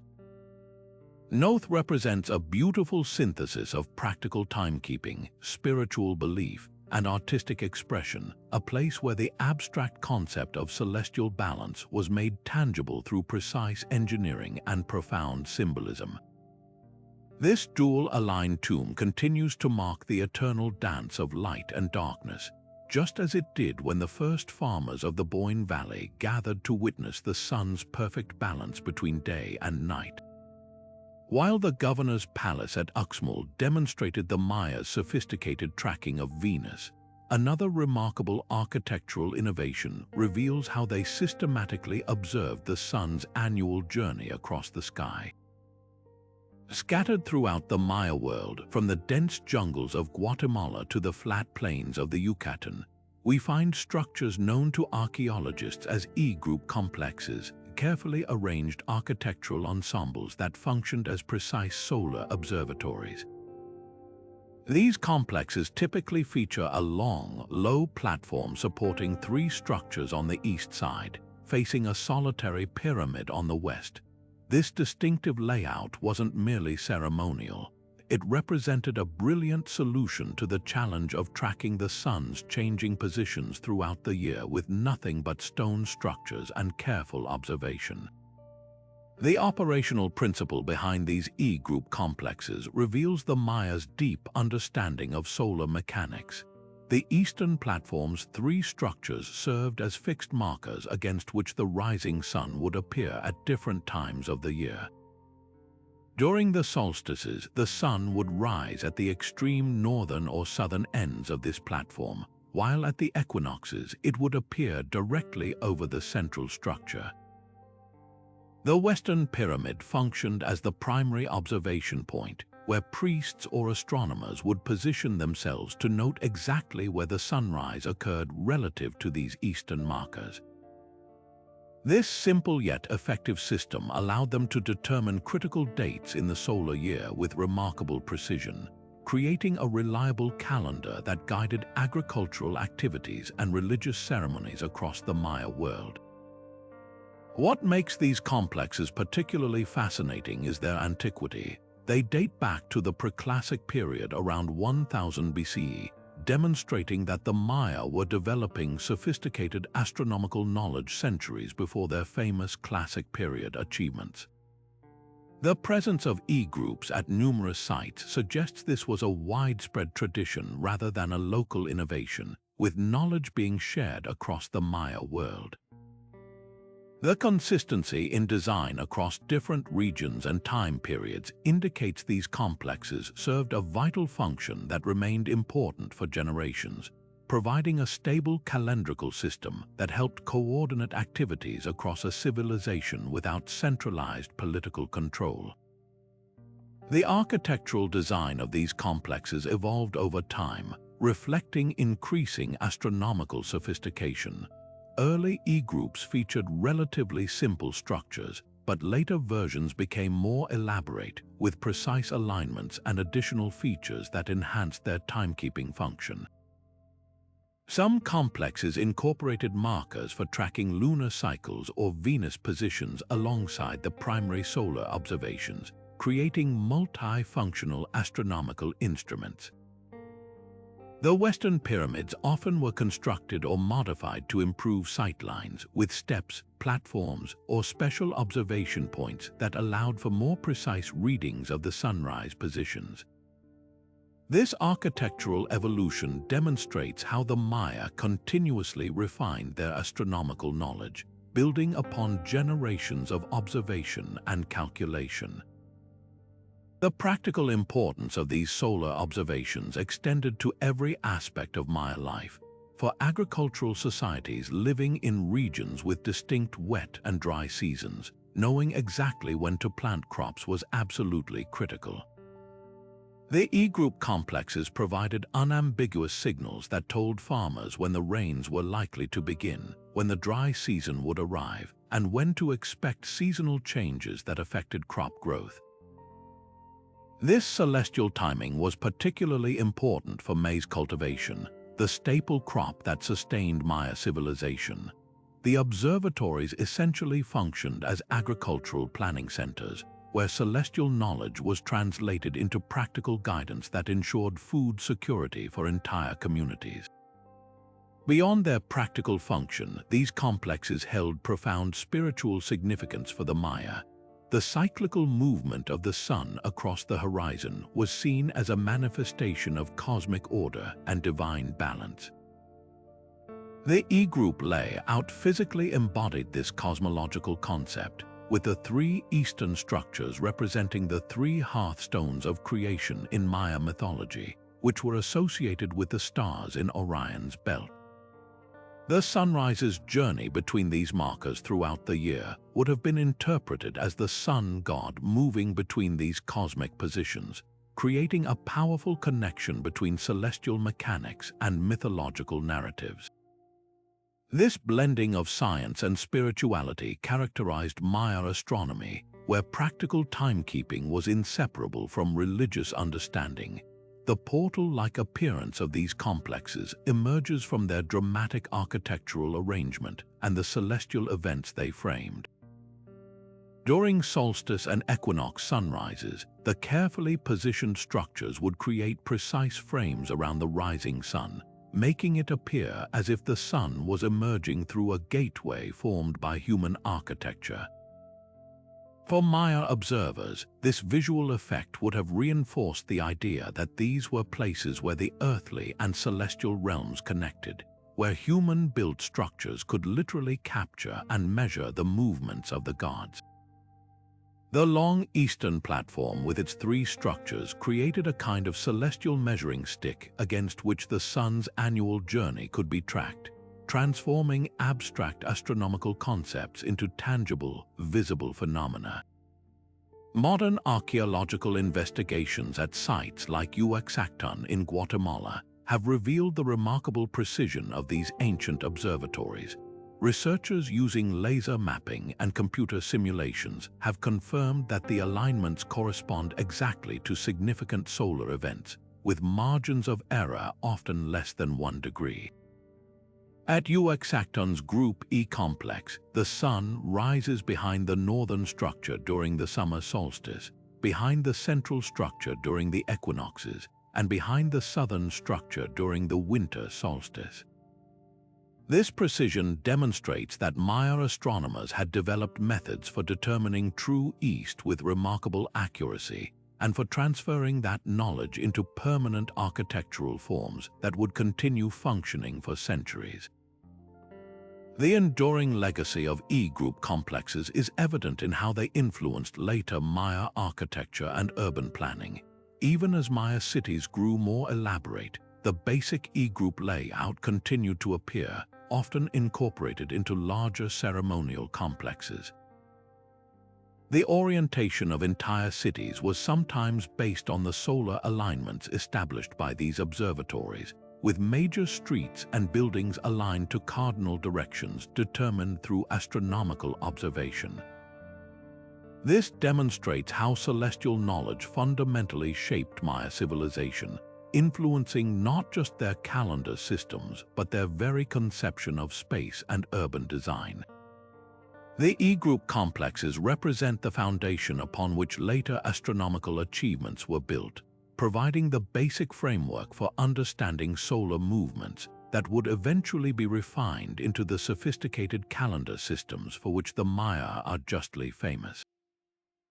While the grand temples of Karnak and the pyramids of Giza capture much of the glory of ancient Egyptian astronomy, our journey now takes us to a site that represents the purest and most focused expression of solar worship in the Nile Valley, the Sun Temple of Abu Ghurab.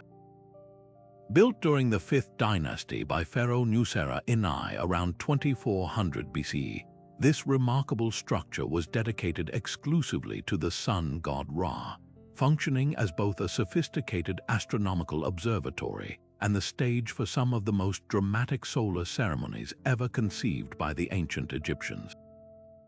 Unlike the mortuary temples that focused on the afterlife of pharaohs, Abu Ghurab was designed specifically for the living sun, a place where priests could directly interact with and measure the celestial body that sustained all life in their world. The architectural layout of Abu Ghurab reveals its singular purpose with remarkable clarity. At the heart of the complex stood a massive open courtyard dominated by an enormous alabaster altar, its polished white stone gleaming under the Egyptian sun. This wasn't merely a symbolic offering table but a precisely engineered astronomical instrument. The altar's circular form and central position allowed priests to track the sun's movement throughout the day and across the seasons by observing how shadows fell across its carved markings and depressions.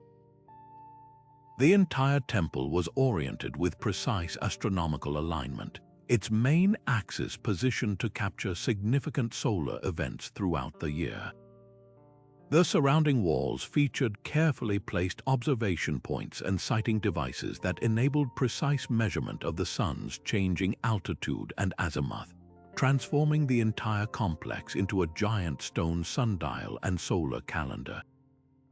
What makes Abu Ghurab particularly fascinating is how it represents a different approach to Egyptian solar observation compared to the hidden alignments of Karnak or the shaft alignments of the pyramids. Here, everything happened in full sunlight: the ceremonies, the observations, the measurements. This openness reflects the nature of solar worship itself, celebrating the sun's visible power rather than creating mysterious light effects in dark spaces. The massive alabaster altar, of which significant portions survive today, contained a central basin with drainage channels that suggest liquid offerings were poured during ceremonies, possibly designed to catch and reflect sunlight in specific ways during solstice and equinox observations. The choice of alabaster was particularly significant. This translucent stone would have glowed with internal light when the sun struck it, creating the illusion that the altar itself was generating solar energy. The temple's design incorporated multiple methods for tracking solar movements throughout the year. A distinctive feature was the presence of what archaeologists call the Benben stone, a pyramidal or conical stone that represented the primordial mound from which the sun first emerged in Egyptian cosmology. This sacred stone was positioned so that its shadow would touch specific markers on the altar and courtyard floor at significant times of the year, providing visual confirmation of solstices, equinoxes, and other important solar dates. The courtyard's floor contained carved lines and patterns that functioned as a permanent calendar, allowing priests to read the sun's position simply by observing where shadows fell at different times of day and year. This integration of multiple timekeeping methods created a robust system where different elements could cross-verify each other, ensuring the calendar remained accurate. The ceremonial function of Abu Ghurab during solar events would have been spectacularly theatrical. During the summer solstice, when the sun reached its highest point in the Egyptian sky, priests would have conducted rituals that likely involved water offerings that evaporated quickly in the heat, symbolizing the sun's power to transform matter. The alignment of the temple would have created dramatic light effects as sunlight reflected off the polished alabaster altar and surrounding limestone surfaces, potentially illuminating specific religious symbols at precise moments. These ceremonies weren't merely symbolic. They served the practical purpose of marking the beginning of the Nile's annual flooding season, which typically commenced shortly after the summer solstice. The temple's observations thus directly connected celestial events to the agricultural cycle that sustained Egyptian civilization. The portal-like quality of Abu Ghurab emerges from its unique combination of massive scale and precise solar alignment. Unlike the dark passages of Newgrange or the enclosed chambers of Egyptian temples, Abu Ghurab's power came from its openness to the sky. During significant solar events, the entire courtyard would have been flooded with light, creating an environment where the boundary between the earthly temple and the celestial sun seemed to dissolve. Worshippers standing in the courtyard would have felt immersed in sunlight, with the massive altar appearing as both a receiver of solar energy and a transmitter of human devotion. This experience of complete solar immersion likely contributed to the temple's reputation as a place where the sun god became particularly accessible and present. Archaeological evidence suggests that Abu Ghurab was part of a network of solar temples built by 5th dynasty pharaohs, though only 2 have been substantially excavated. This concentration of solar observatories during this specific period reflects the growing importance of solar worship in Egyptian religion and the increasing sophistication of their astronomical knowledge. The 5th dynasty marked a shift toward greater emphasis on Ra worship, with pharaohs increasingly identifying themselves as the sun god's direct descendants. The precision of Abu Ghurab's alignments demonstrates that this religious development was accompanied by advances in astronomical observation and engineering, with priests developing increasingly accurate methods for tracking and predicting solar movements. What remains of Abu Ghurab today continues to create striking visual effects that hint at its original celestial purpose. The massive alabaster altar, though damaged, still catches the sunlight in dramatic ways, particularly during the solstices when the angle of illumination creates deep shadows and bright highlights that emphasize its geometric forms. The temple's foundation walls and remaining structures continue to frame the sun's movement across the sky, allowing modern visitors to appreciate how the original alignments functioned. The site's elevated position provides panoramic views of the surrounding landscape, reminding us that the temple was designed not in isolation but as part of a broader relationship between the celestial realm and the Nile Valley below. The scientific significance of Abu Ghurab extends beyond its function as a calendar. The precision of its alignments suggests that Egyptian priests were conducting systematic observations of the sun's movement that went beyond simple seasonal tracking. They likely recorded subtle changes in the sun's path year after year, developing an understanding of the solar cycle that allowed them to predict events with increasing accuracy. The temple may have also served as a training center for priests learning astronomical observation techniques, with the courtyard's multiple alignment points allowing novices to practice taking measurements and interpreting shadows. This educational function would have been essential for preserving and transmitting astronomical knowledge across generations. The experience of visiting Abu Ghurab today provides a different kind of connection to ancient astronomy than many other sites.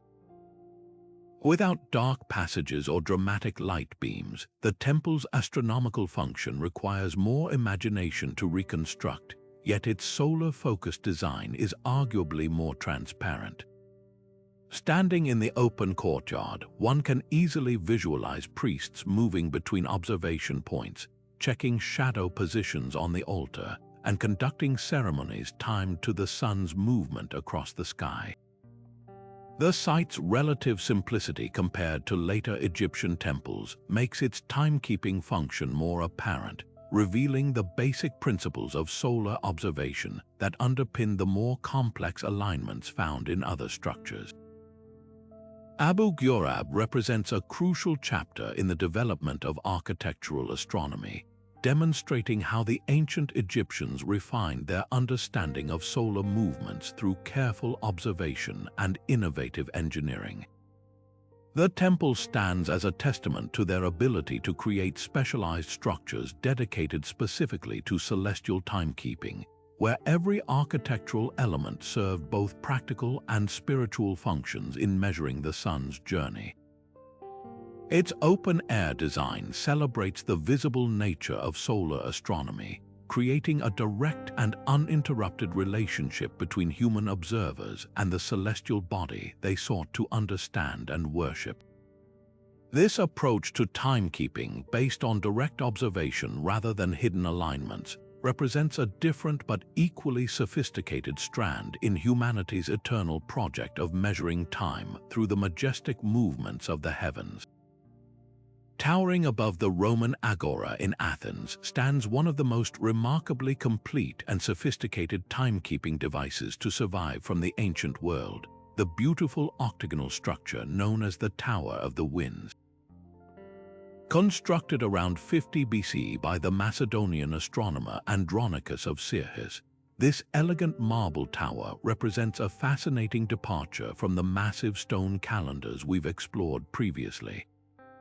Rather than tracking grand celestial cycles through dramatic light effects, the horologion, as it was properly known, functioned as a precise public timepiece that integrated multiple measurement systems into a single architectural marvel, bringing accurate timekeeping directly into the heart of the ancient city's civic space. The tower's distinctive octagonal design immediately signals its sophisticated purpose. Each of the 8 sides corresponds precisely to one of the 8 principal winds recognized in ancient Greek meteorology, with beautifully carved relief figures personifying these winds adorning the frieze. Boreas the north wind is shown as a bearded man blowing through a conch shell, while Zephyrus the west wind appears as a youthful figure scattering flowers from his cloak. This wasn't merely decorative symbolism. The alignment allowed the tower to function as a massive weather vane, with a bronze statue of Triton on the roof rotating to indicate wind direction.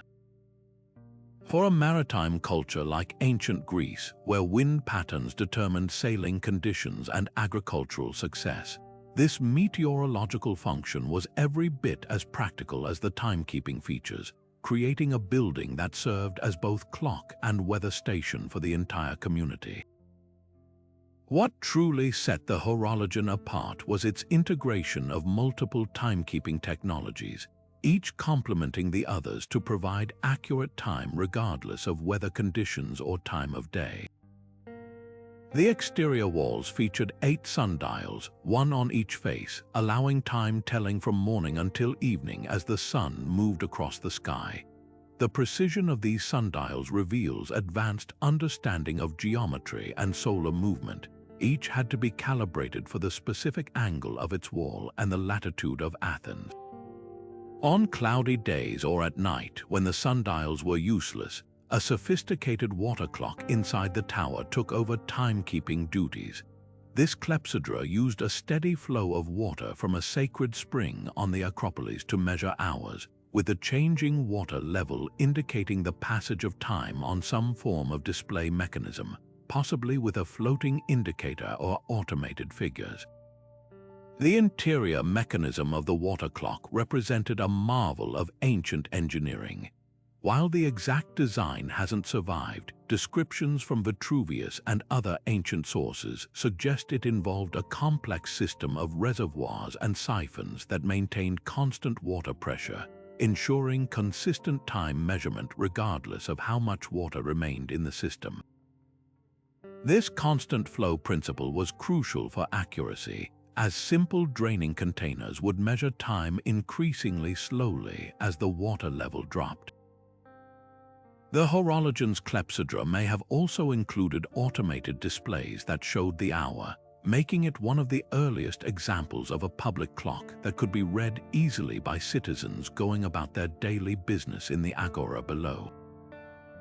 The Tower of the Winds represents a significant evolution in how ancient societies related to time measurement. Unlike the massive solar observatories that required special pilgrimages to remote locations or were accessible only to priests and rulers, this structure brought precise timekeeping directly into the public sphere. Any Athenian citizen could check the time by glancing at the sundials or learning the wind direction from the weather vane. This democratization of time knowledge reflected the values of Greek society, where civic life and public information were highly valued.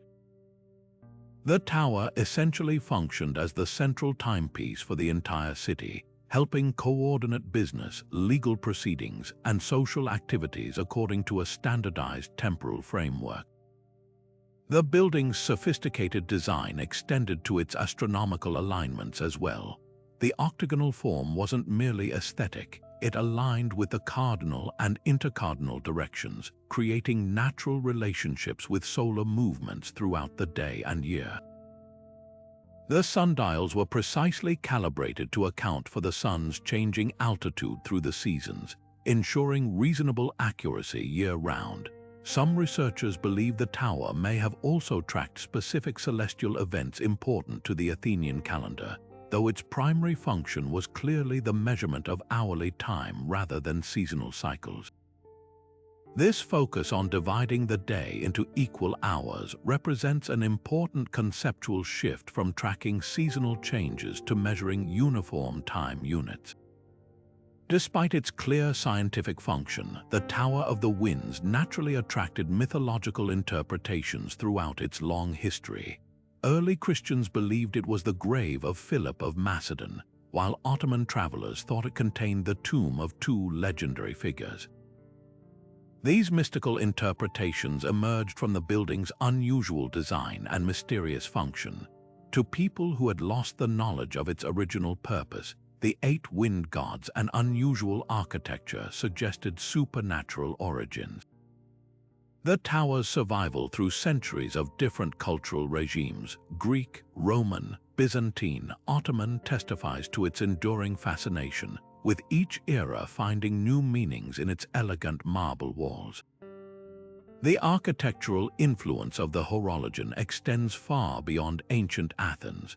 During the Renaissance, rediscovery of Vitruvius's descriptions inspired architects to incorporate octagonal designs and sundials into their buildings.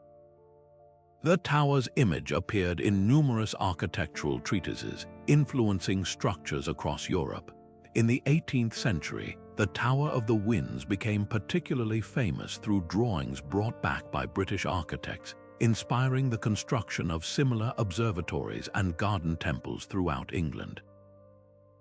This enduring architectural legacy demonstrates how the integration of practical science with beautiful design created a structure that captivated imaginations for millennia.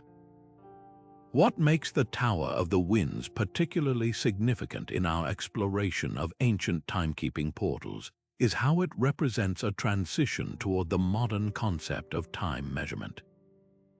While the massive solar calendars we've examined tracked cyclical, seasonal time tied to agricultural rhythms and religious ceremonies, the horologion measured linear, quantitative time divided into equal hours.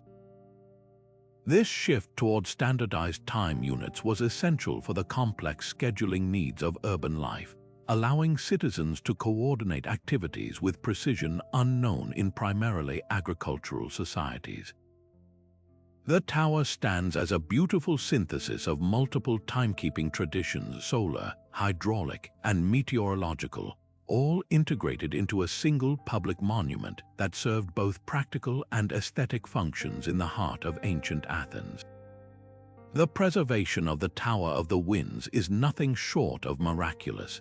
Despite being converted into a Christian church during the Byzantine era, then used as a tech by whirling dervishes under Ottoman rule, the essential structure and its beautiful relief carvings have survived largely intact.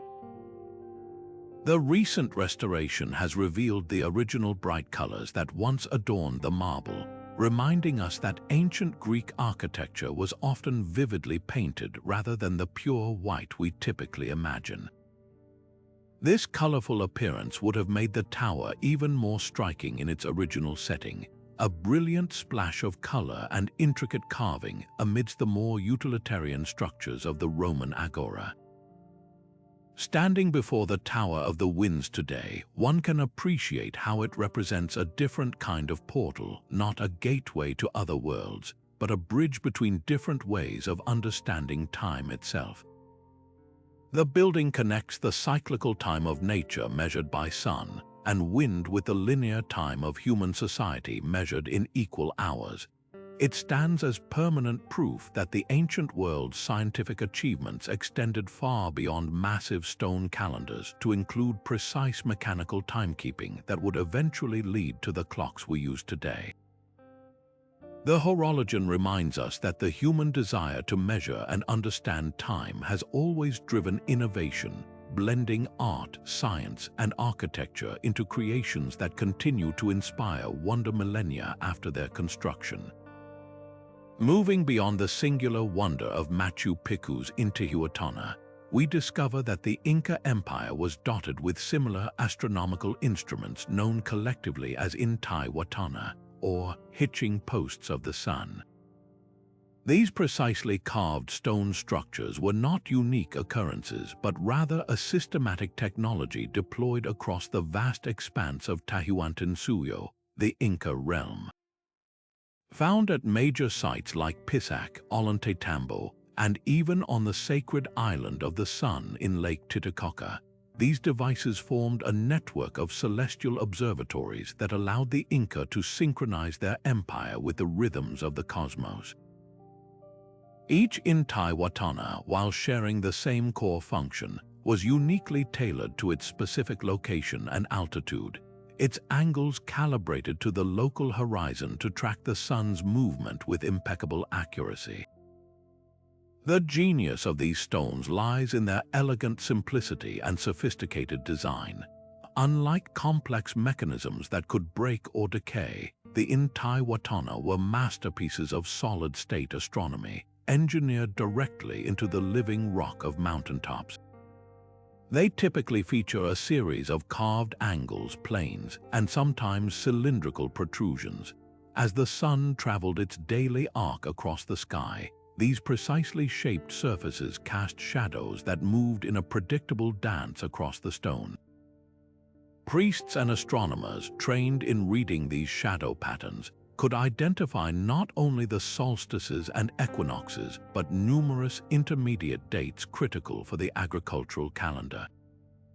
The winter solstice, or Intai Raymi, was particularly crucial as the shadow would reach its longest point, signaling the sun's gradual return and the promise of renewed growth. This celestial knowledge was the very bedrock of Inca civilization, seamlessly weaving together the practical, political, and spiritual threads of their society. The agricultural cycle, upon which the empire's survival depended, was entirely guided by these astronomical readings. The Intihuatana told farmers exactly when to plant potatoes at higher elevations or maize in the sacred valley, ensuring crops were sown during optimal celestial windows. For the Sapa Inca, the emperor, this control over time was a primary source of political power. By demonstrating the ability to hitch the sun and guarantee its return, he solidified his role as the divine intermediary between the people and their gods. The ceremonies conducted at these stones were grand state events, involving music, offerings, and rituals designed to ensure the sun's continued journey across the heavens. Tragically, this sophisticated scientific tradition was catastrophically misunderstood by the Spanish conquistadors who arrived in the 16th century. Seeing the profound reverence the Inca held for these stones and interpreting their ceremonies through a rigid Catholic lens, the Spanish concluded they were objects of idol worship. In a deliberate campaign to dismantle the spiritual and political framework of the empire, they systematically sought out and destroyed countless Intihuatana.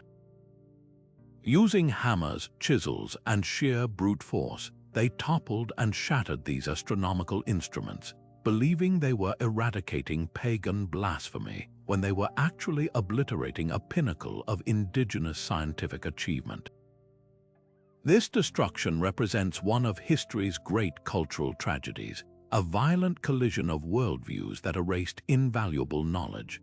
The few Intihuatana that survived this campaign of destruction did so through sheer luck, remote location, or their immense size. The one at Machu Picchu endured only because the Spanish never discovered the hidden city. Others, like the impressive stone at the site of Angkor in modern-day Ecuador, were perhaps spared due to their incorporation into newer structures. Those that remain continue to function with the same precision their creators intended, casting their solstice shadows just as they have for centuries. For modern visitors witnessing this phenomenon, the effect is undeniably magical, as the sunlight strikes the ancient stone at exactly the predicted angle, illuminating specific grooves or causing a shadow to perfectly align with a carved mark. It creates a powerful and tangible connection to the Inca astronomers who mastered the sky. This palpable sense of wonder, this feeling of standing at a point where architecture and cosmos perfectly align, is what perpetuates the portal-like mythology surrounding these stones. They feel like interfaces to another time, another way of understanding our place in the universe, even as we recognize them for what they truly are, some of the most durable and accurate solar calendars ever created by human hands.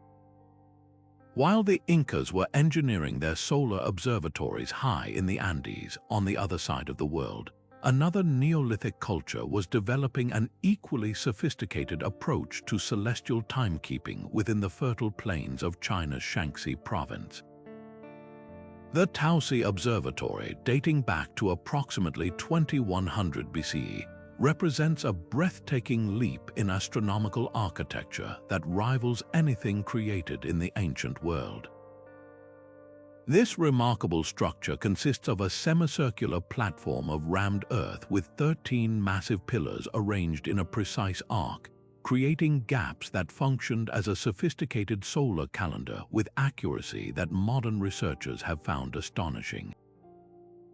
What appears at first glance to be a simple arrangement of posts actually represents one of the earliest and most precise astronomical observatories ever discovered in East Asia, predating many similar structures in other parts of the world by centuries.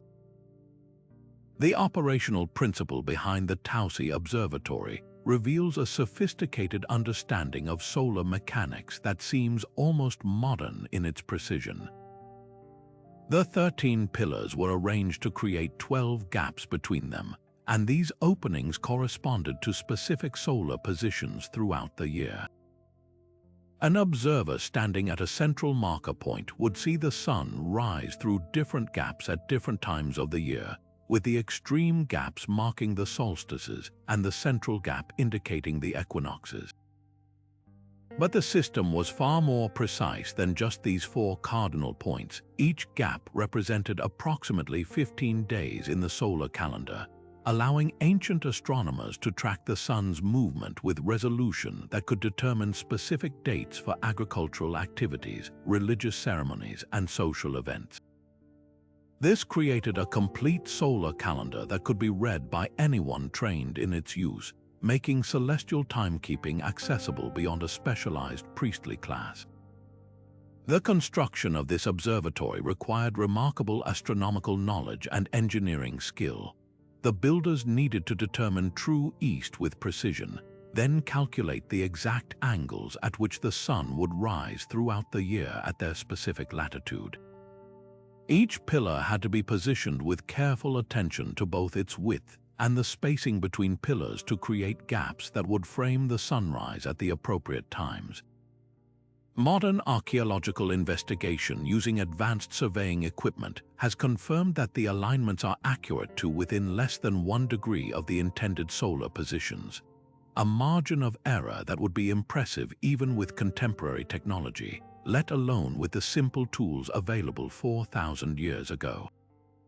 This precision suggests that the Tousie culture had been observing and recording solar movements for generations before committing their knowledge to this permanent architectural form. What makes Tousie particularly fascinating is how it represents a transitional technology between simpler horizon astronomy and more complex architectural solutions. Earlier societies might have used natural horizon features like mountain peaks or notches to track the sun's movement, but this required finding locations with just the right topography. By building an artificial horizon of pillars, the Tousie astronomers could place their observatory exactly where they needed it, adjacent to their settlement, while still maintaining precise solar alignments. This innovation allowed them to bring the celestial calendar home, integrating it directly into their built environment rather than requiring travel to specific natural observation points. The semicircular design created a more compact and efficient observatory than the linear arrangements seen at places like Chanquillo in Peru, demonstrating how different cultures arrived at similar solutions to the same fundamental problem of tracking solar movements. The archaeological context of the Tousie Observatory reveals its importance within one of China's earliest complex societies. The site was part of a substantial walled settlement that shows evidence of social stratification, specialized craft production, and early forms of political organization.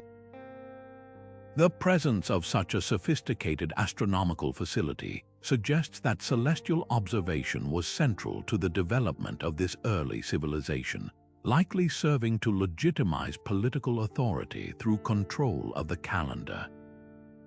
The rulers who could predict seasonal changes and coordinate agricultural activities would have gained significant power and prestige, using their astronomical knowledge to demonstrate special connection with the celestial realm. This pattern of astronomical knowledge supporting political authority would become a recurring theme in Chinese civilization, eventually evolving into the elaborate astronomical bureaucracy of later dynasties.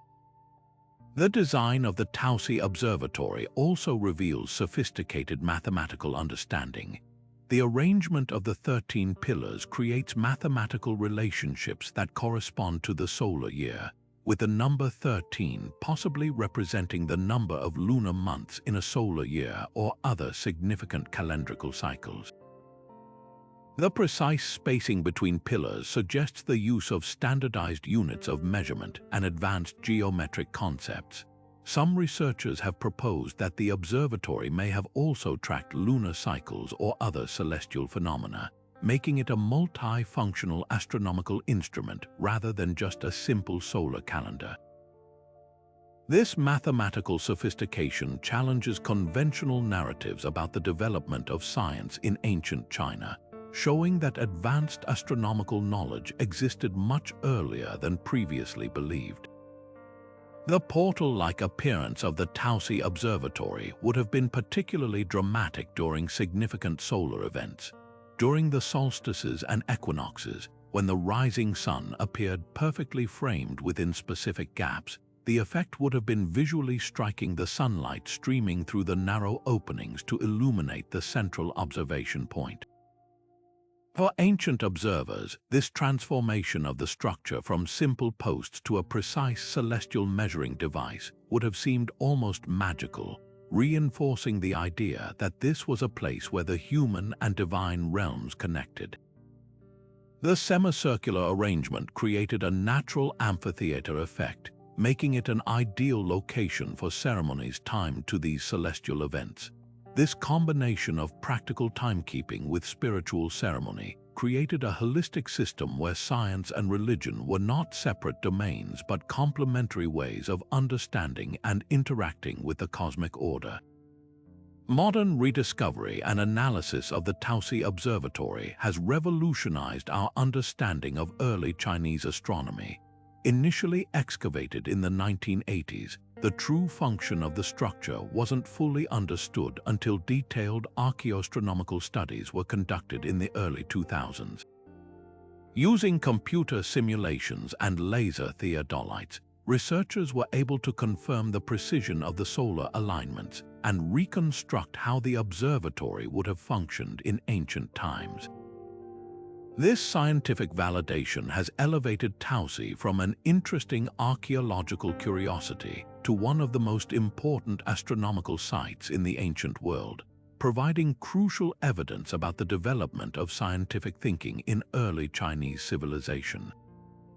The observatory's sophistication suggests that Chinese astronomical traditions have much deeper roots than previously suspected, dating back to the Neolithic period rather than emerging suddenly during the Bronze Age. The preservation of the Tousie alignments over 4 millennia speaks to the remarkable durability of rammed earth construction and the precision of the original builders. Despite earthquakes, erosion, and centuries of agricultural activity in the area, the essential structure and its alignments have survived with remarkable fidelity. This durability was essential for a calendar system that needed to remain accurate across generations, ensuring that each successive year could be properly measured and celebrated. The fact that the observatory continued functioning long after the Tousie culture itself had declined suggests that the knowledge encoded in its design was preserved and passed down, possibly influencing the development of later Chinese astronomical traditions. The structure stands as permanent proof that the desire to understand and measure celestial time is a fundamental human impulse that has expressed itself in diverse cultures across the globe. Rising from the fertile floodplains where the Mississippi and Missouri rivers converge, the great city of Cahokia stood as the largest pre-Columbian settlement north of Mexico, a thriving metropolis that at its peak around 1100 CE was home to over 20,000 people. At the heart of this bustling center of Mississippian culture, where enormous earthen mounds dominated the landscape and trade goods from across the continent changed hands, astronomers and priests engineered a remarkable series of solar calendars known today as the Cahokia Woodhenges. These circles of massive cedar posts, carefully arranged and precisely aligned, demonstrate how this sophisticated civilization measured time through celestial observation, creating architectural instruments that blended practical agricultural necessity with profound spiritual significance. The largest and most thoroughly studied of these circles, now called Woodhenge 5, consisted of 48 posts arranged in a precise circle over 400 feet in diameter. Unlike the stone constructions we've examined elsewhere, these calendars were built from immense cedar logs that would have been transported from forests miles away, each post carefully selected and positioned to create specific sightlines toward the eastern horizon. From a central observation point, a priest or astronomer would watch the sunrise throughout the year, noting how it appeared to rise from behind different posts as the seasons progressed. During the summer solstice, the sun would emerge directly aligned with a post positioned northeast of the center, while the winter solstice sunrise would align with a post to the southeast. The equinoxes were marked by sunrise perfectly bisecting the eastern gap between posts, creating a comprehensive solar calendar that could track the entire year with impressive accuracy. What makes the Cahokia Woodhenges particularly fascinating is how they represent a different technological approach to timekeeping compared to the stone structures we've explored. Without access to quarried stone on the floodplains, the Mississippian people used the most durable material available to them, massive cedar logs that could withstand years of exposure while maintaining precise alignments. The choice of cedar wasn't accidental. This wood was spiritually significant to many Native American cultures and naturally resistant to rot and insects. The construction would have required sophisticated mathematical understanding to lay out the perfect circle and calculate the precise angular spacing between posts, each post representing approximately 7.5 days in the solar year, creating a calendar that could be read with remarkable resolution for agricultural planning. The practical importance of these solar observations cannot be overstated for a civilization dependent on maize agriculture.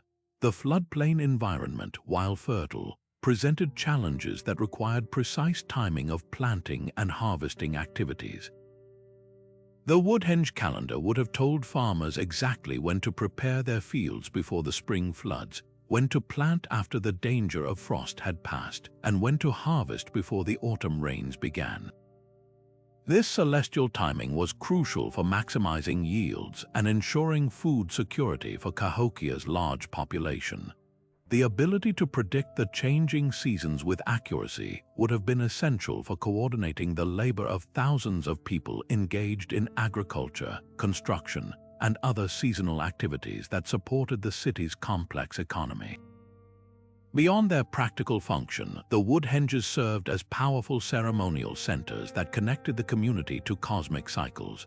During solstice and equinox events, the arrangement would have created dramatic visual effects as the rising sun appeared to emerge from behind specific posts, its rays streaming through the circle to illuminate the central observation point.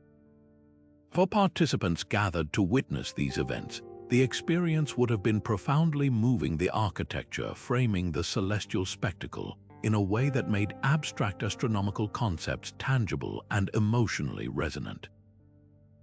These ceremonies likely involved offerings, prayers, and rituals asking for abundant harvests and celebrating the sun's eternal cycle of renewal. The combination of precise timekeeping with spiritual practice created a holistic system where science and religion were seamlessly integrated, each supporting and enhancing the other. The rediscovery of the Cahokia Woodhenges in the 1960s represents one of the great detective stories of American archaeology. Initially noticed as patterns of discolored soil during highway construction, the post holes were systematically excavated by archaeologist Warren Whitry, who recognized their potential astronomical significance. Through careful measurement and analysis, he determined that the spacing between posts created alignments with significant solar events. Subsequent research using computer simulations and modern surveying equipment has confirmed the precision of these alignments, revealing that the Mississippian builders achieved accuracy within 1 degree of the intended solar positions, remarkable precision for a wood and earth construction that left no written records of its purpose or use. The reconstruction of the Woodhenge at Cahokia Mound State Historic Site allows modern visitors to experience these alignments much as ancient observers would have. Standing at the central marker during the summer solstice sunrise, one witnesses the sun emerging exactly over the appropriate post, creating a visual connection between the human-made circle and the celestial realm. This experiential quality helps explain why such structures were often interpreted as portals by both ancient and modern observers. The dramatic framing of celestial events creates a powerful sense that the architecture is opening a doorway to another realm of existence. For the Mississippian people who saw the sun as a divine force essential for life and growth, this connection would have reinforced their cosmological beliefs and the authority of the priests who maintained the calendar. The Woodhenges also reflect the broader cultural achievements of the Mississippian civilization, which developed complex social, political, and religious systems without the writing systems or metal tools available to contemporary European societies. Their ability to create precise astronomical instruments using wood and earth demonstrates that sophisticated scientific knowledge can emerge in diverse cultural contexts with different technological bases. The construction of the Woodhenges would have required advanced mathematical understanding, careful long-term observation of celestial patterns, and the organizational capacity to coordinate the labor needed to transport and position the massive posts. This achievement stands as testament to the intellectual sophistication of Native American civilizations that developed entirely independently of European or Asian influences. What's particularly compelling about the Cahokia Woodhenges is how they represent a different philosophical approach to timekeeping compared to the monumental stone calendars we've examined elsewhere. The use of wood rather than stone creates a different relationship with time. Wood decays and requires renewal, reflecting a worldview that sees time as cyclical and constantly regenerating rather than permanently fixed. The evidence that the Cahokia builders constructed multiple Woodhenges over time, carefully rebuilding them as posts deteriorated, suggests they saw the calendar not as a permanent record but as a living system that needed regular renewal, much like the agricultural cycles it helped to regulate. This perspective creates a more dynamic relationship between human timekeeping and natural cycles, where the calendar itself participates in the rhythms of growth and decay that characterize the natural world. The legacy of the Cahokia Woodhenges extends beyond their specific historical context to influence our understanding of timekeeping traditions across North America. Similar wooden circle structures have been identified at other Mississippian sites, suggesting this was a widespread technology rather than a local innovation. The knowledge encoded in these structures likely influenced subsequent Native American calendar systems and astronomical traditions, creating a continuous thread of celestial observation that extends from the prehistoric period to the present day. For contemporary Native communities, the Woodhenges stand as powerful evidence of their ancestors' scientific achievements and spiritual connection to the cosmos, challenging outdated stereotypes about indigenous technological capabilities. The experience of visiting the reconstructed Woodhenge today provides a powerful connection to this ancient astronomical tradition, particularly during solstice and equinox events when modern visitors gather to witness the same alignments that ancient Cahokians observed 1,000 years ago. The rising sun framing itself between the cedar posts creates a visual spectacle that transcends cultural and historical boundaries, reminding us of our shared human fascination with measuring time through the majestic movements of the heavens. This living connection to ancient astronomy demonstrates how the impulse to understand and celebrate celestial cycles is a fundamental aspect of human culture that continues to inspire wonder and reverence even in our modern technological age. Perched dramatically atop the 8-level Pyramid of the Sun, the Temple of the Sun at Palenque is arguably one of the most elegantly beautiful structures the Maya ever created, but its exquisite form serves a profoundly scientific function. While many Maya sites celebrated the solar zenith or the equinoxes, this temple is uniquely focused on capturing the winter solstice sunset, an alignment that transforms the entire building into a sophisticated astronomical instrument. As the sun descends on the shortest day of the year, its final rays are channeled through the temple's doorway and interior spaces with breathtaking precision, illuminating specific elements of the intricate stucco reliefs that adorn the back wall. This isn't a vague wash of light. It's a carefully engineered beam that highlights symbolic carvings related to the sun god, Kinish Ahau, and the complex Maya underworld, creating a direct visual link between the dying sun of the old year and the promise of its cyclical rebirth. The architectural genius behind this alignment reveals the Maya's mastery of both astronomy and sacred geometry. The temple's position on the pyramid, the angle of its doorway, and the internal arrangement of its rooms were all calculated to capture the solstice sunset at that specific latitude. The builders had to account for the temple's elevation, the surrounding mountain topography that forms the natural horizon, and even the precise azimuth of the sun's setting point on this most critical day of the solar year. This level of precision, achieved without optical instruments, demonstrates a deep, generations-long tradition of solar observation. The temple essentially functions as a massive stone camera, with its doorway acting as the aperture that admits light only when the sun reaches the exact predetermined position, exposing the sacred imagery within to a final, golden burst of celestial energy. This spectacular light show was far more than a symbolic gesture. It was the culmination of the Maya agricultural and ceremonial calendar. The winter solstice marked the sun's symbolic journey into the underworld, a time of both danger and potential. By tracking this event with such precision, Maya priests could confidently declare that the sun had reached its nadir and would now begin its gradual return, bringing with it the eventual renewal of the rainy season and the next cycle of growth.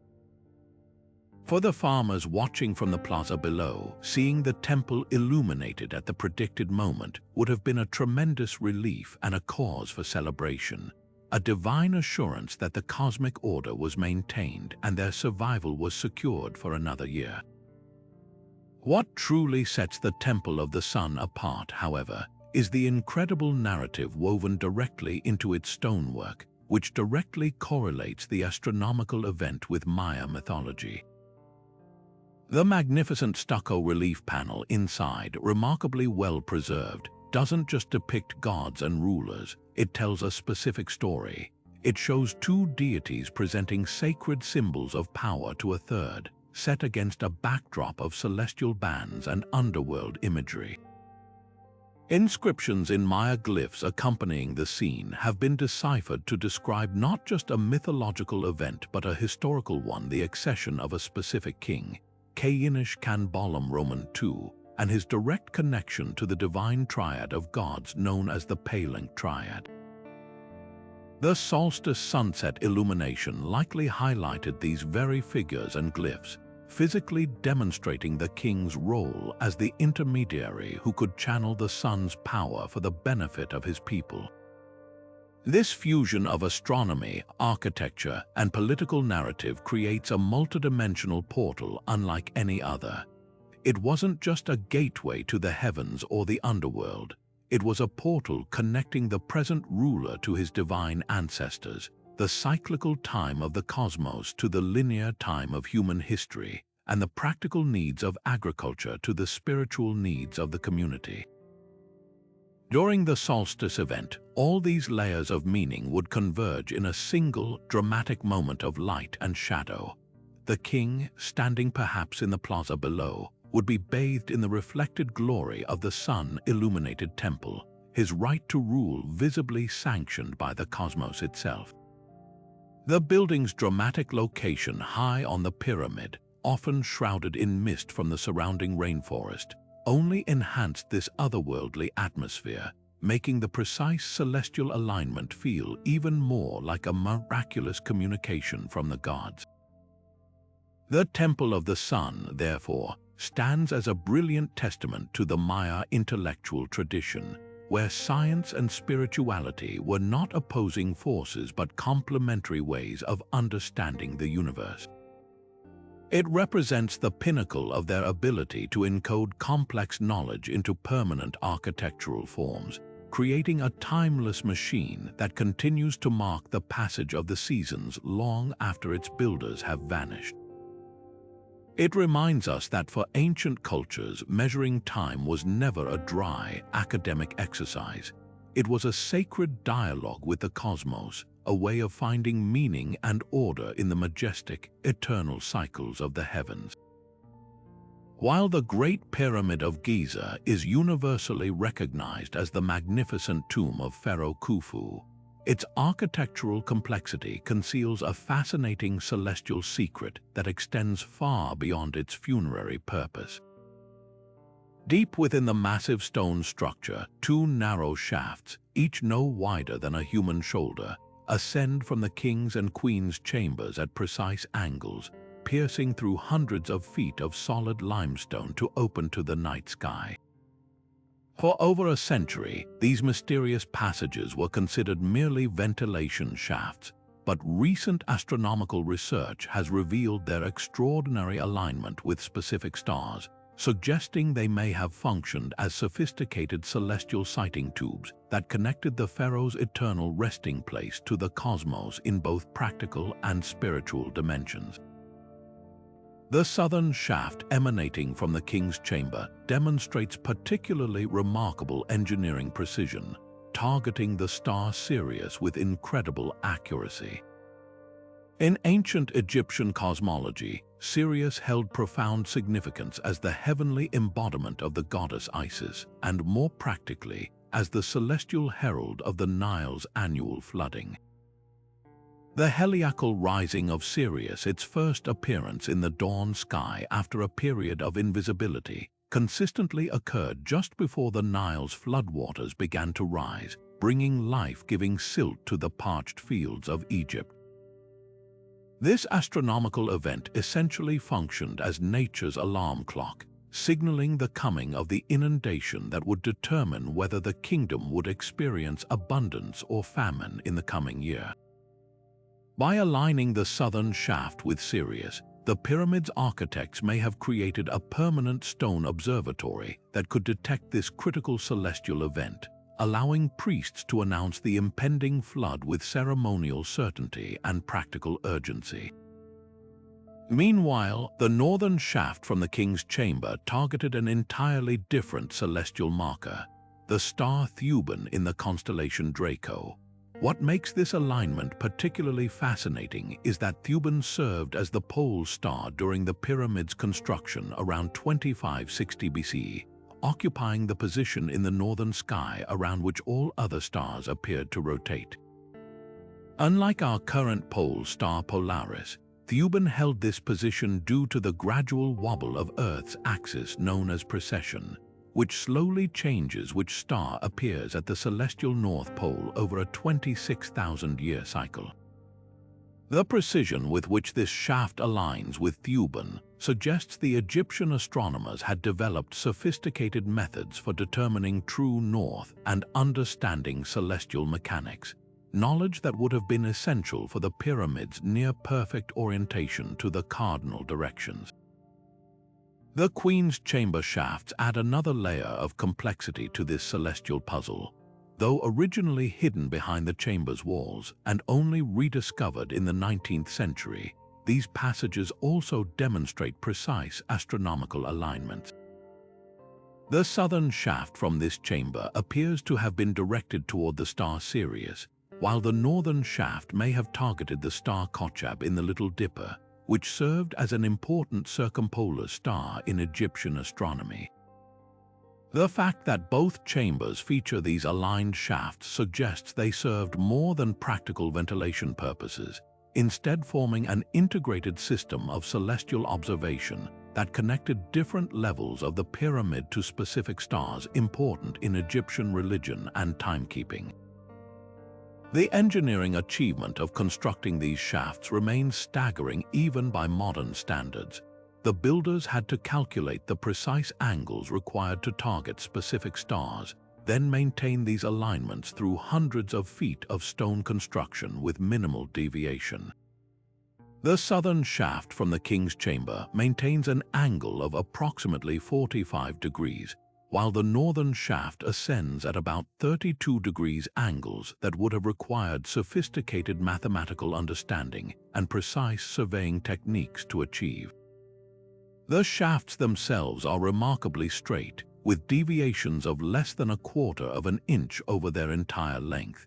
demonstrating a level of precision that continues to baffle engineers and archaeologists studying how such accuracy was accomplished with Bronze Age technology.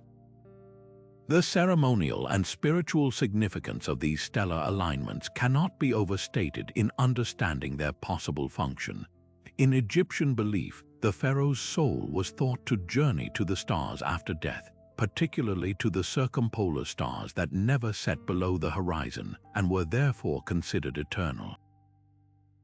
The northern shaft aligned with Thuban may have served as a symbolic pathway for the pharaoh's soul to join these imperishable stars. Meanwhile, the southern shaft aligned with Sirius connected to concepts of rebirth and regeneration, mirroring the star's association with the annual renewal of the Nile's life-giving waters.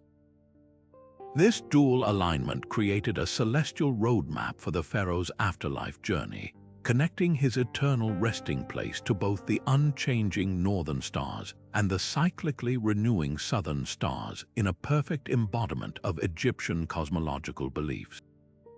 Practical timekeeping functions likely complemented these spiritual purposes. Priests may have used the shafts to observe specific stars for calibrating the Egyptian calendar, which was based on both solar and stellar cycles. The appearance of certain stars in the shafts could have marked important religious festivals, agricultural deadlines, or ceremonial occasions throughout the year. Some researchers have proposed that the shafts functioned as a kind of star clock, with the passage of different stars across the openings marking the hours of the night or the progression of the seasons. This integration of practical timekeeping with spiritual symbolism reflects the Egyptian worldview that saw no separation between the celestial and earthly realms, with astronomical events directly influencing both daily life and eternal destiny. The ongoing mystery surrounding these shafts continues to inspire both scholarly research and popular speculation. The discovery of small bronze fittings and a carved stone ball in the shafts suggests they may have contained some form of closing mechanism or possibly even optical devices, though no complete explanation has emerged.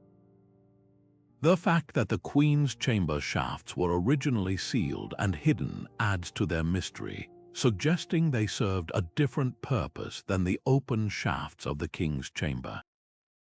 Recent robotic explorations have revealed small doors with copper handles at the ends of these shafts, behind which lie further unexplored passages, keeping the pyramid's celestial secrets partially hidden even after centuries of investigation. What remains undeniable is the sophisticated astronomical knowledge demonstrated by these alignments.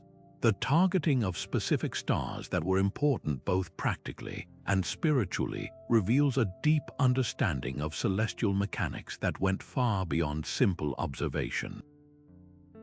The Egyptians recognized the connection between Sirius and the Nile flood through generations of careful record-keeping, and they understood the slow precession of the pole star through long-term astronomical observation. This knowledge was then encoded into the very fabric of their most magnificent construction, creating a stone monument that functioned as both tomb and observatory, serving the pharaoh's journey to the afterlife while simultaneously helping to regulate the agricultural cycle that sustained his kingdom. The Great Pyramid star shafts stand as enduring testament to humanity's eternal fascination with the heavens and our persistent effort to understand and measure time through the majestic movements of the stars. What becomes truly remarkable when we step back to consider all 23 of these incredible sites is not just their individual genius, but the powerful, unifying story they tell about our species. From the Irish countryside to the Egyptian desert, from the Peruvian highlands to the Cambodian jungle, cultures separated by vast oceans and thousands of years all arrived at the same profound conclusion. The key to understanding our place in the world and the passage of our lives was written in the sky above. This shared human impulse to measure, track, and honor celestial time speaks to something fundamental within us, a deep desire to find order in the cosmos and to synchronize our existence with its grand, eternal rhythms. These structures were far more than primitive calendars. They were the bedrock of civilization itself, enabling the transition from nomadic survival to settled agriculture, from wondering when the rains might come to knowing with certainty, from fearing the darkness to celebrating the sun's guaranteed return.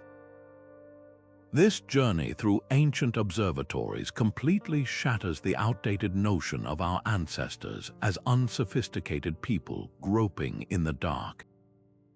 The precision required to align a 200-foot corridor to illuminate a single statue for just a few minutes on 2 specific days each year, or to calculate the 584-day cycle of Venus and encode it into a building's alignment, represents a staggering intellectual achievement.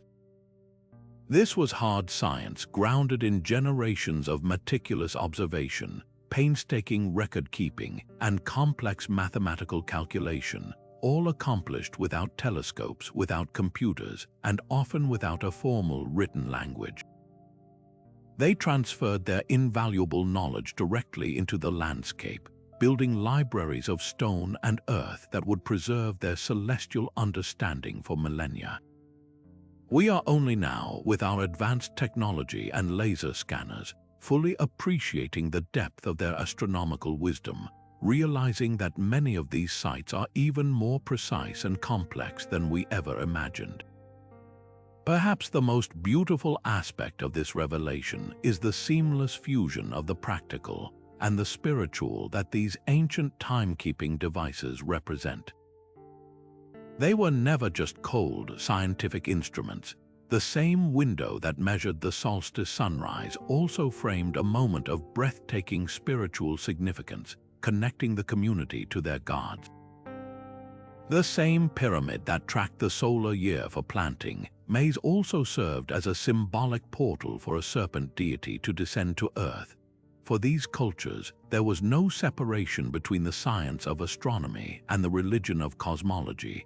To measure time was to participate in a sacred dialogue with the universe. The dramatic light effects, the imposing architecture, and the remote locations were all designed to inspire awe and reinforce the spiritual power of the celestial events they so accurately measured.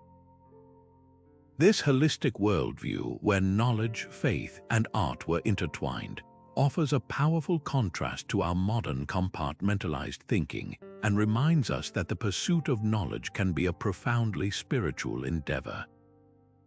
So the next time you find yourself standing before an ancient ruin, whether it's a stone circle on a windswept plain or a moss-covered pyramid in a dense jungle, I invite you to pause and look beyond the obvious. Look for the alignments, consider the sightlines. Ask yourself not just, what was this building for, but when was this building used? You might begin to see familiar structures in an entirely new light. That window isn't just a window, it's a celestial sighting tool. That corridor isn't just a passageway, it's a calibrated instrument for capturing sunlight on a specific day of the year. This shift in perspective opens up a new way of engaging with human history, one that recognizes the incredible scientific achievements encoded in our oldest monuments. These stones have been speaking to us for thousands of years, telling us stories about the sun, the moon, and the stars. It's time we learned to listen. I'd love to hear which of these ancient timekeeping portals resonated most with you. Was it the mathematical precision of the Maya, the dramatic solar drama of Abu Simbel, or the mysterious underground chamber of Casa Rinconada? Share your thoughts and your own experiences with these incredible sites in the comments below. If this journey through ancient timekeeping has sparked your curiosity about humanity's past, I'd be incredibly grateful if you'd show this video some love with a like and subscribe to the channel. There are so many more historical mysteries and archaeological wonders waiting for us to explore together. from lost cities to forgotten technologies, and your support makes diving into these fascinating topics possible. I'm genuinely curious to hear which of these celestial portals resonated most with you. Was it the mathematical precision of the Maya's Caracol Observatory, the dramatic solstice alignment at Newgrange, or perhaps the ingenious simplicity of Chanquillo's 13 towers? Drop your thoughts and personal experiences in the comments below. Have you visited any of these sites and witnessed these alignments for yourself? Let's keep the conversation going.